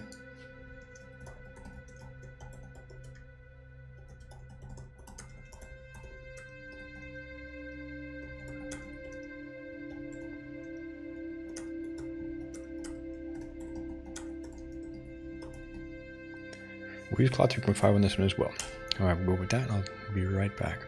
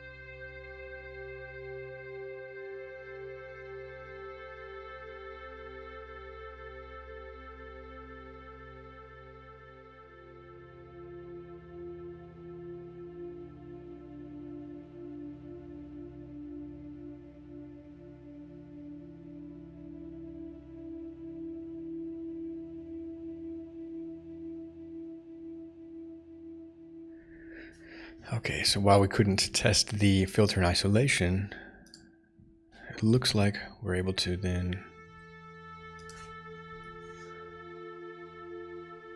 run a dev.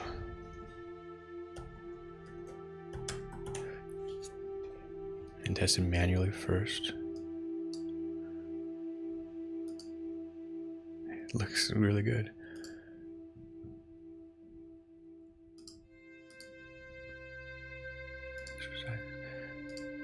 It does work. Partially. It's just because I'm clicking. Yeah. So are they and or? So we see abdominals. And then let's say hamstrings.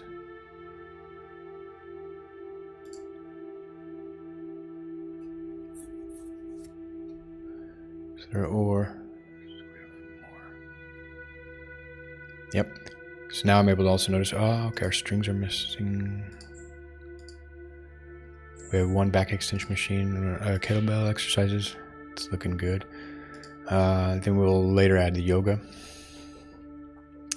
So let's see, generate workout. Also uses the same component. So I can see some issues there where the screen is very narrow. But let's say I want to do some ab workout. Abdominals, everything. Has abdominals. Nice. I want to work my abs and lower back. Let's see that. Abs, lower back. It's just working. Really good. Okay, so let's add some tests. Review the code a little bit. Much faster and easier than all the hassle with adding Storybook, unfortunately. So now on our page,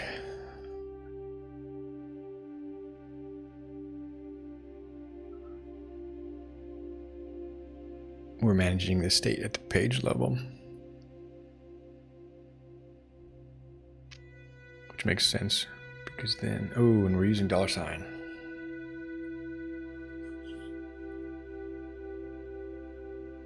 think we should be using runes instead of $, colon. So this one I might need to switch to Claude 3.7, which has a later training cutoff date.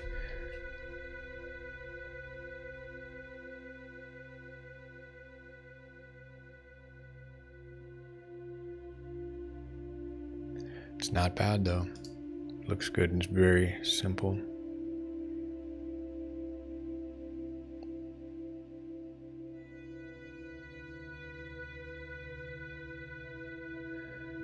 So we'll go ahead and commit these.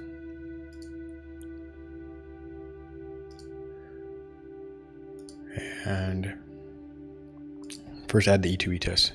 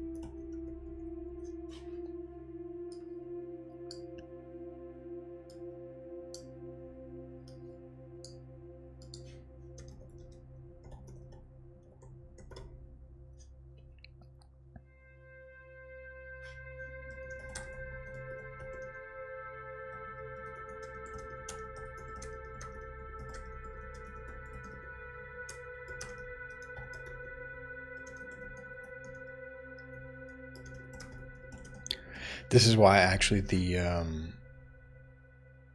component level test would be better, because then we can just component level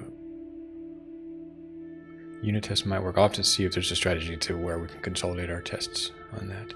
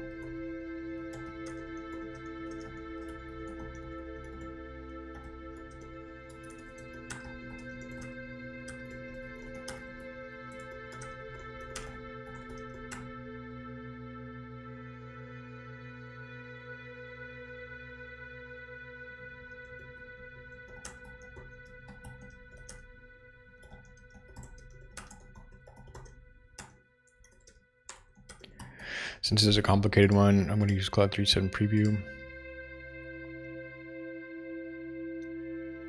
and get a little bit more T.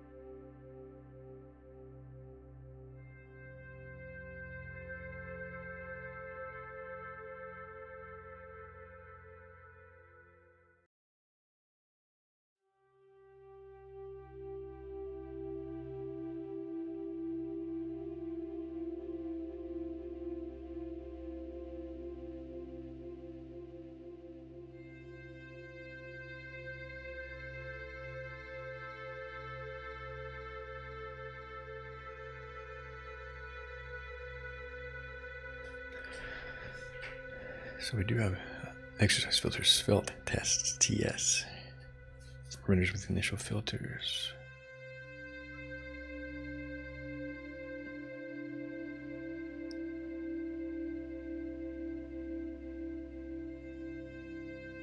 Okay, so you can just render it straight away there. That's cool.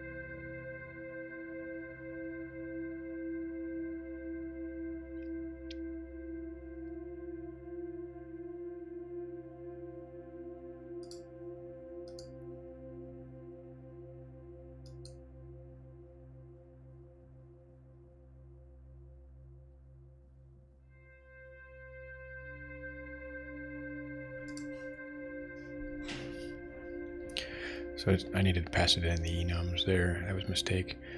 And again, we need these stringified texts, which we don't have for muscles.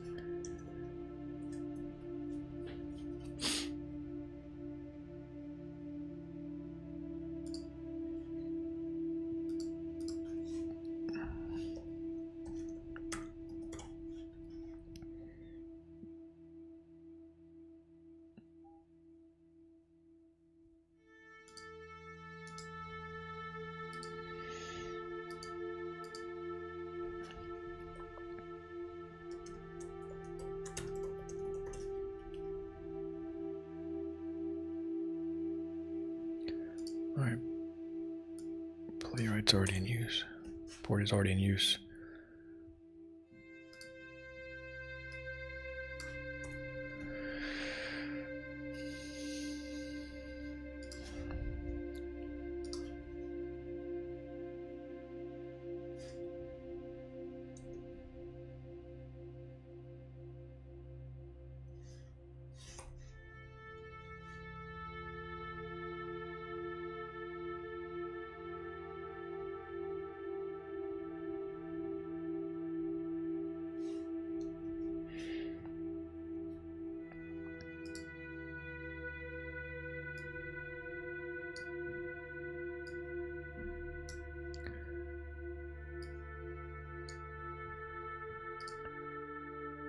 And we'll give the enums, types and enums.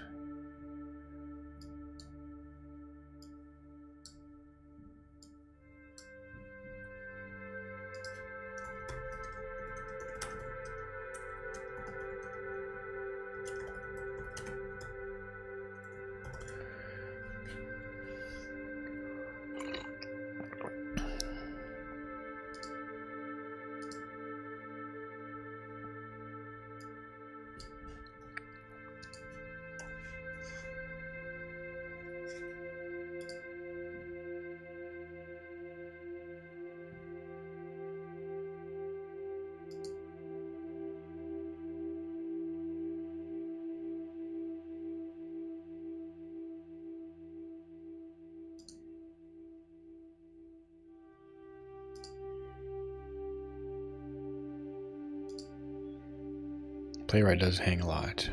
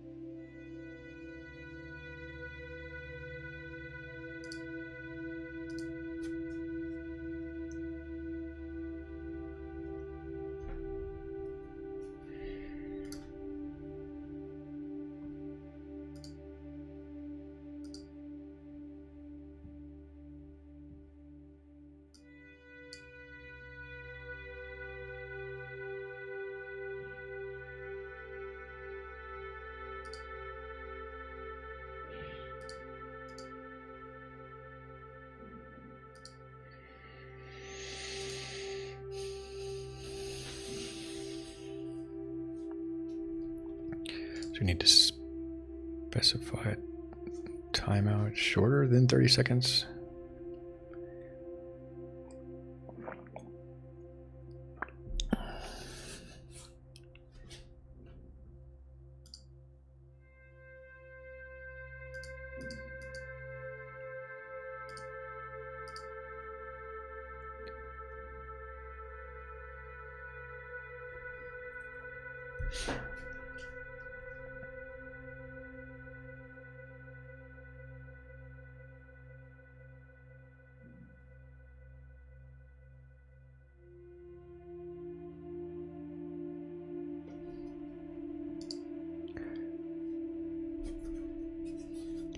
Playwright test ran 30 seconds. This suggests the application might not be fully loading unless not investigate if the application server is running correctly during the tests.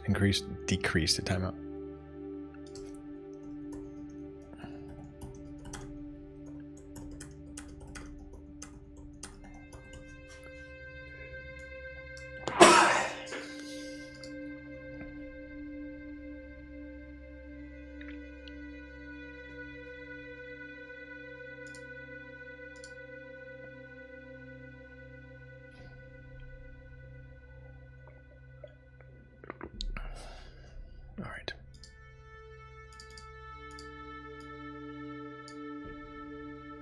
I think 5 seconds is already good enough.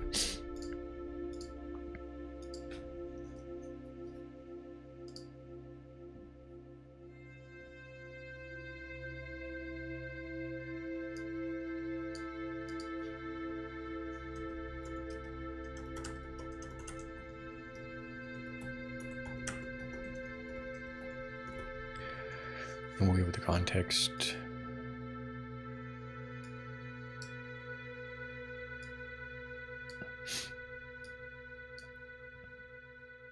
That's a component test. So just those two.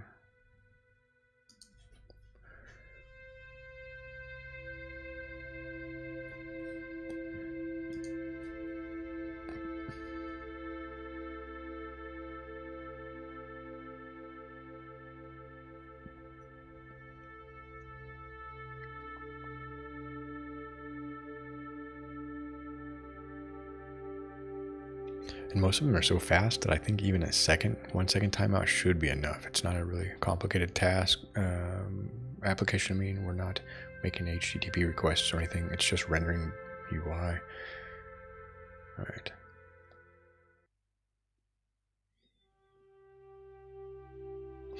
All the failing tests are timing out with the same pattern. They're failing when trying to click. But no, 30 seconds is too long.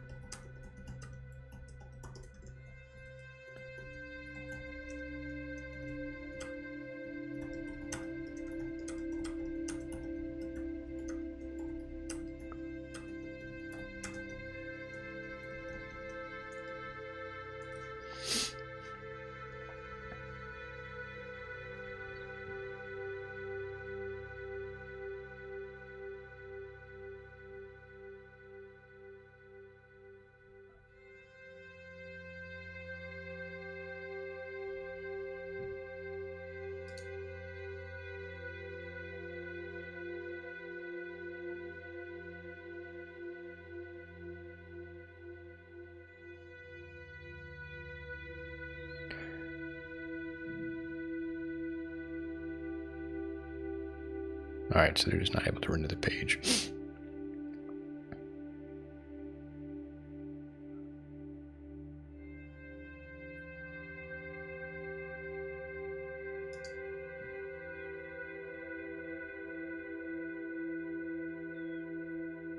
And this should probably be a constant.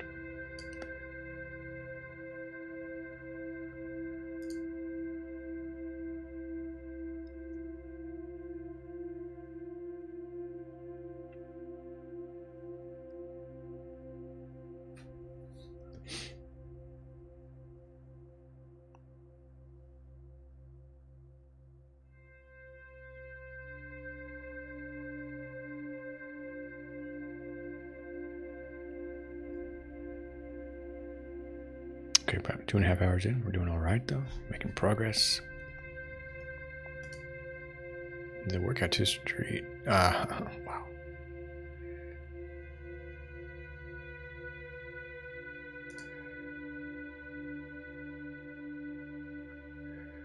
We're already in the app directory. Let's try it again.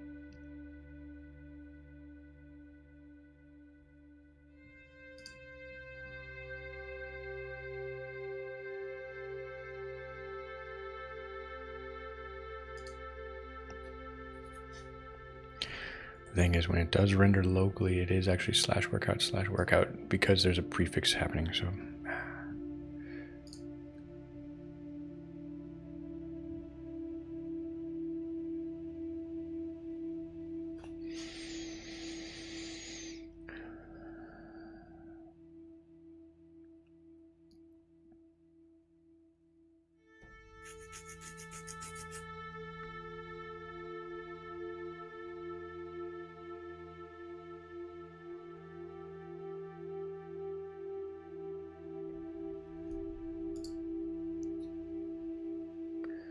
No.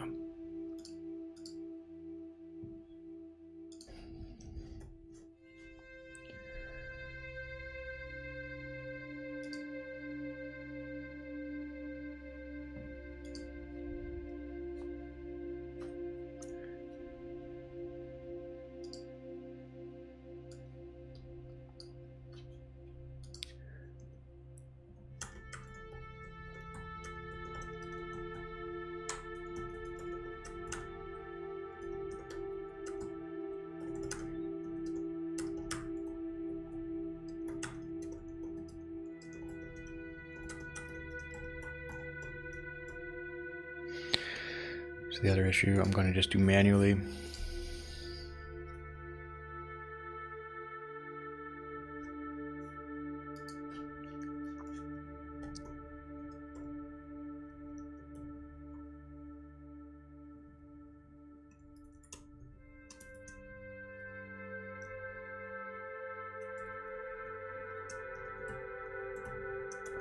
Actually, let's do that.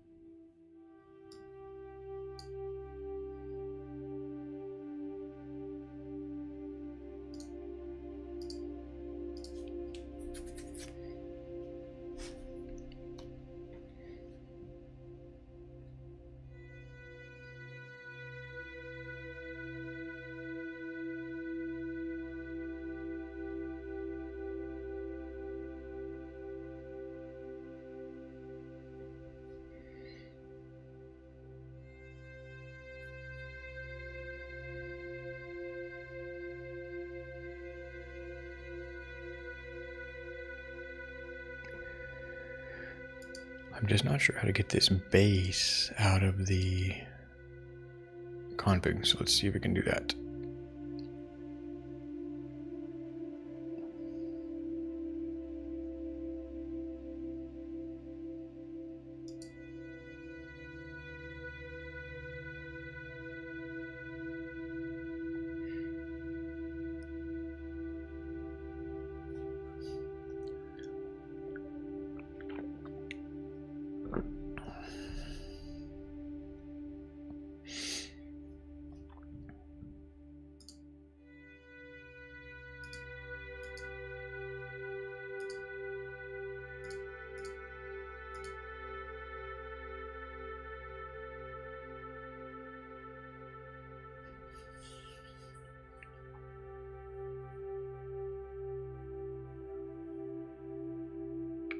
So it not only ignored the comment, but it actually deleted it.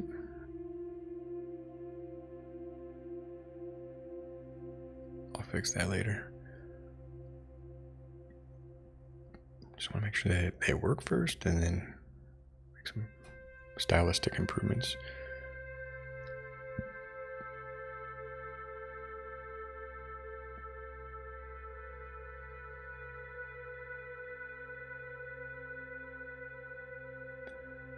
Then I'll I think actually get some meaningful errors.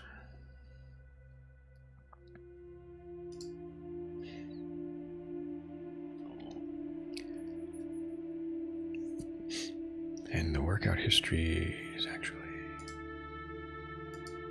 history, so that's wrong.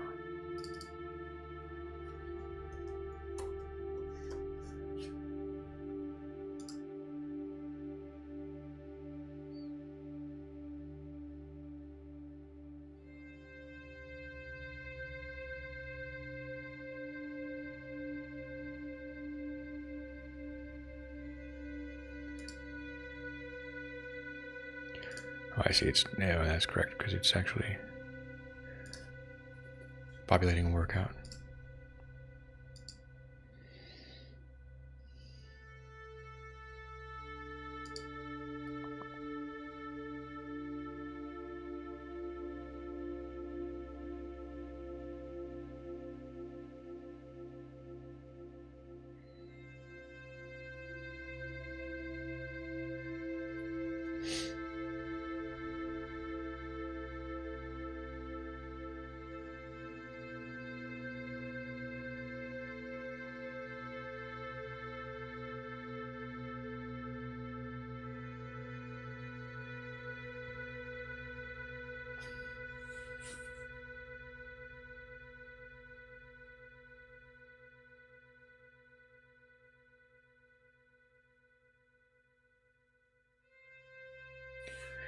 Okay, at least the page is rendering now. We have some meaningful errors. That's good.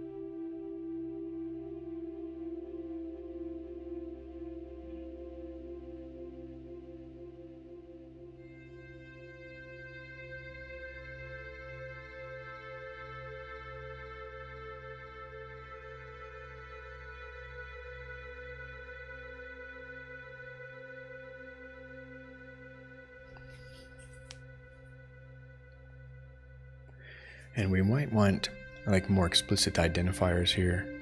Since our enum have unique values, then all of our page elements can have unique values.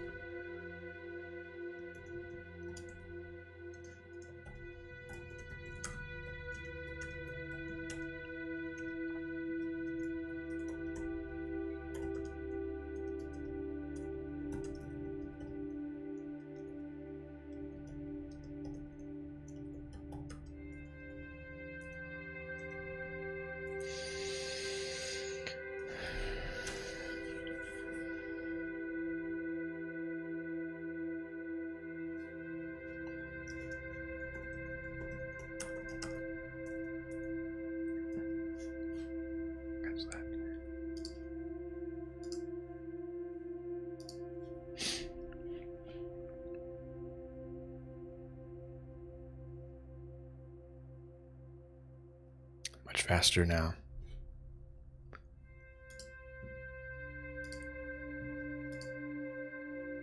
I think these enum values will actually make the tests a bit more reliable, I would say.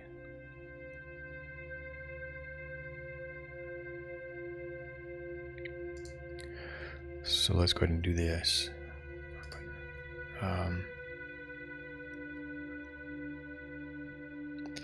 In our component,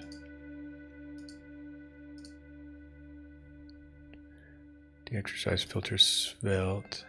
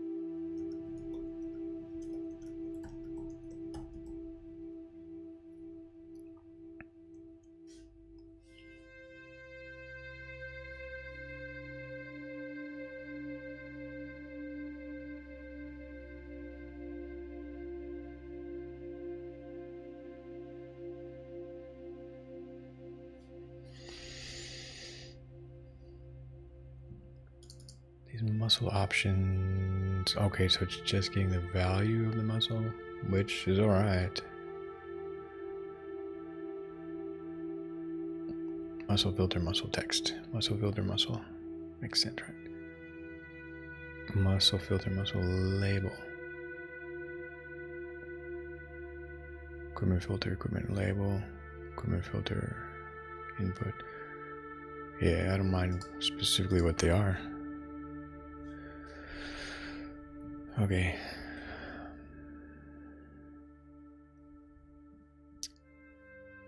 So now that we have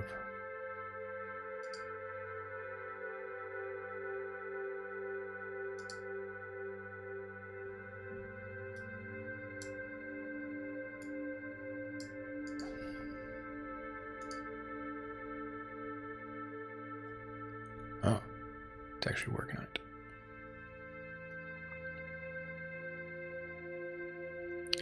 It still has mistakes with the enums. Maybe I'm not using conventional enums here. Maybe I should be using uppercase.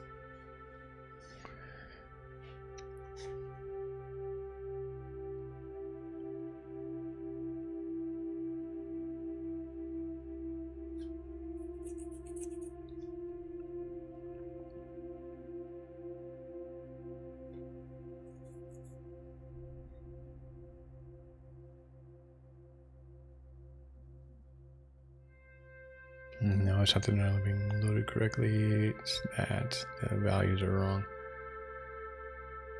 Yeah. That's not quite it either. It's pretty close though. It's that the keys are camel case. All right, so let's see if this is something I'll just start a new chat real quick, and just with the enums.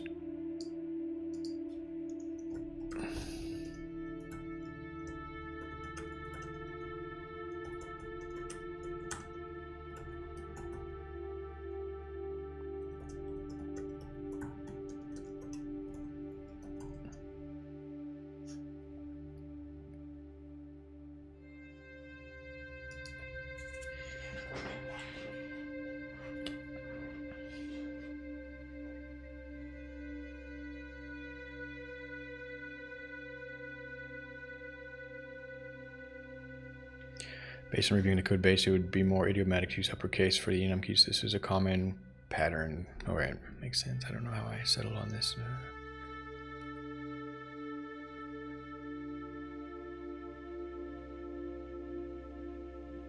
Not bad.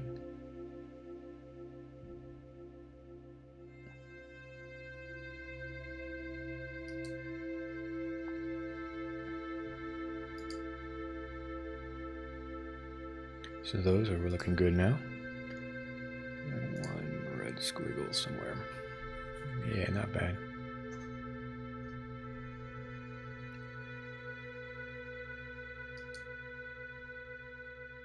Where's the red squiggle in this one? Right there. Ah, we don't have that.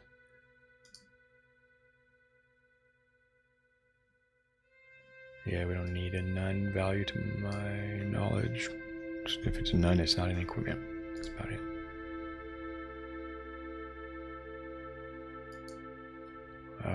Yeah.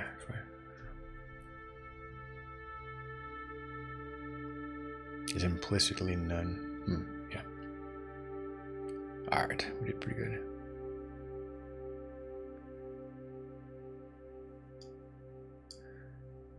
I think we can do this with GPT-4o.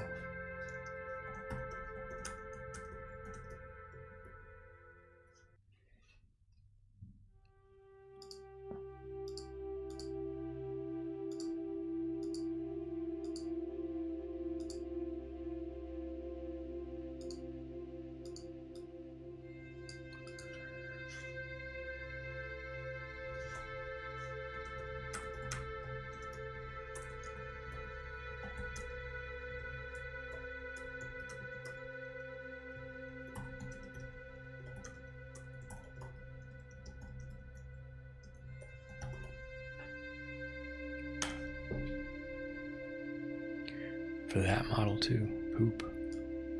It's just a bit of a chore.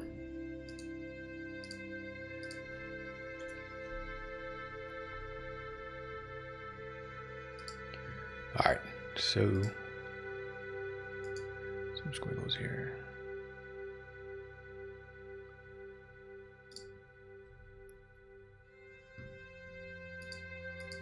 Lunch is ready.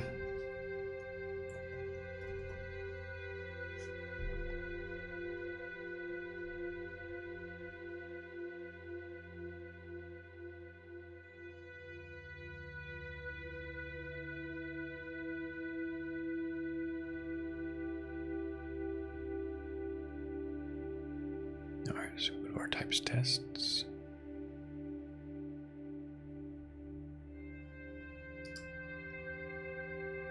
Yeah.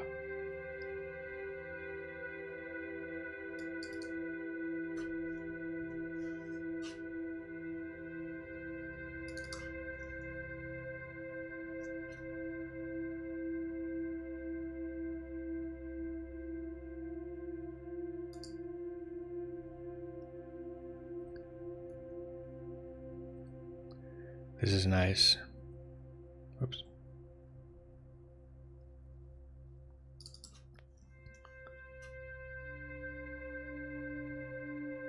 Let's run the whole suite.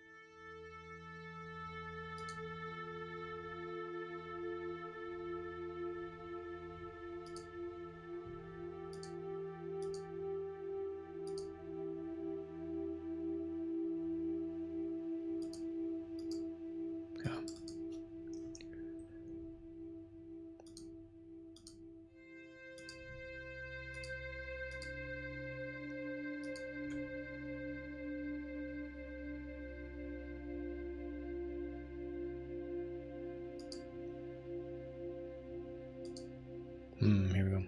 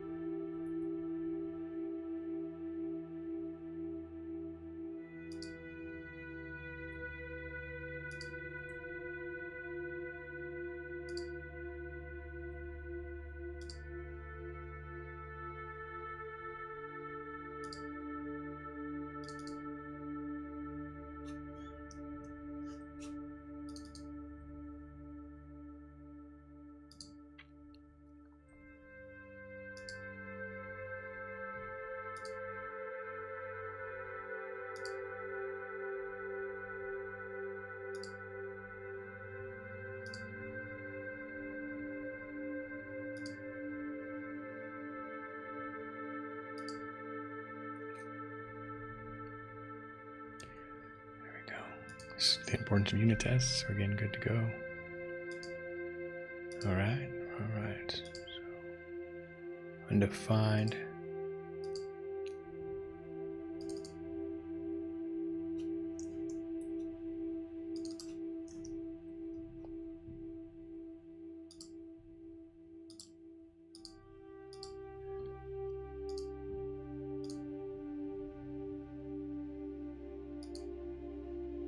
It really helps to see right where the problem is.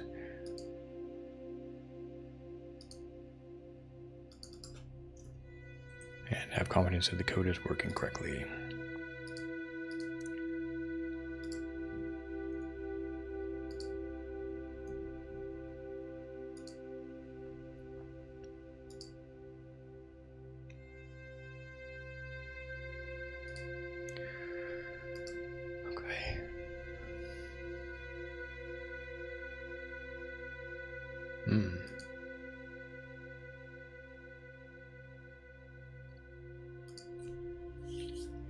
Welcome message.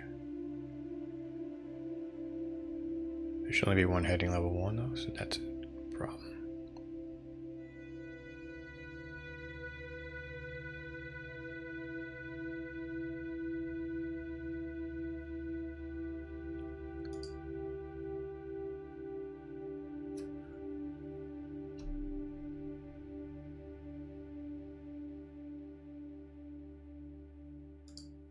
Not sure what's going on there.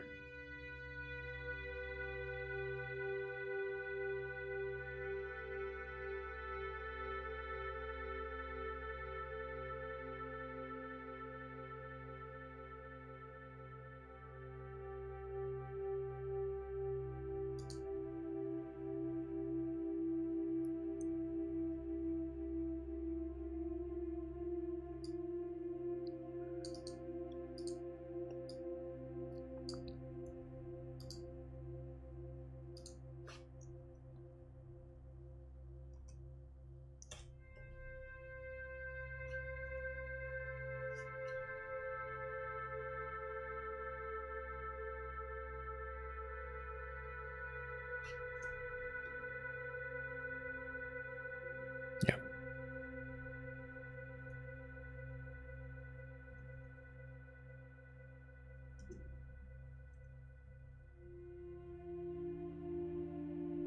Well, it doesn't need all of them.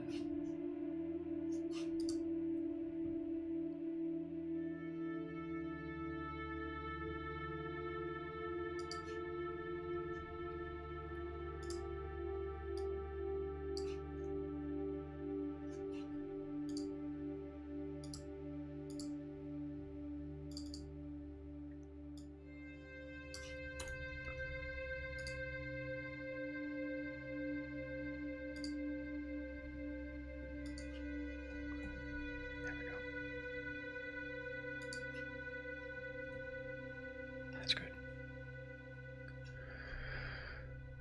So we'll fix that after lunch, I think. It could be that the base layout has a header.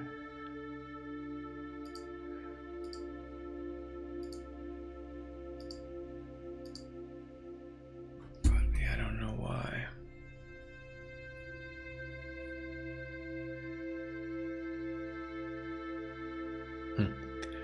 Well, I'm not sure why that one broke.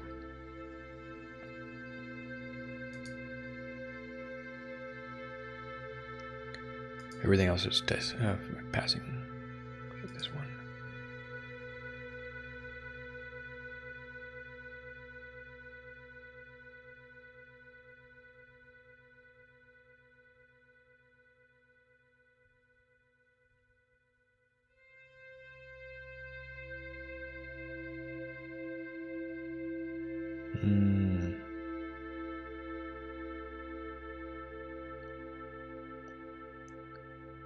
Strange.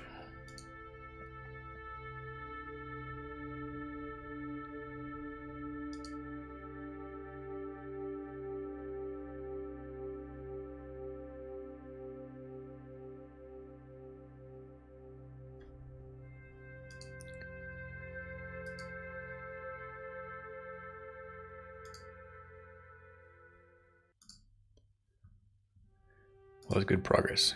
It was quite a big refactoring there.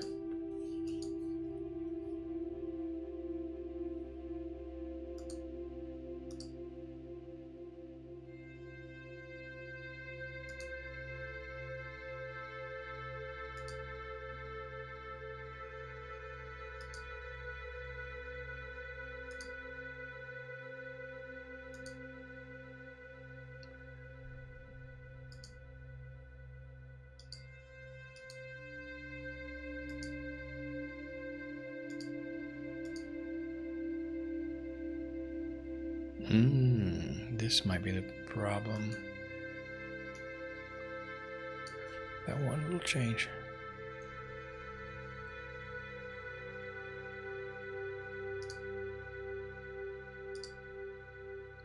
For whatever reason, that got it.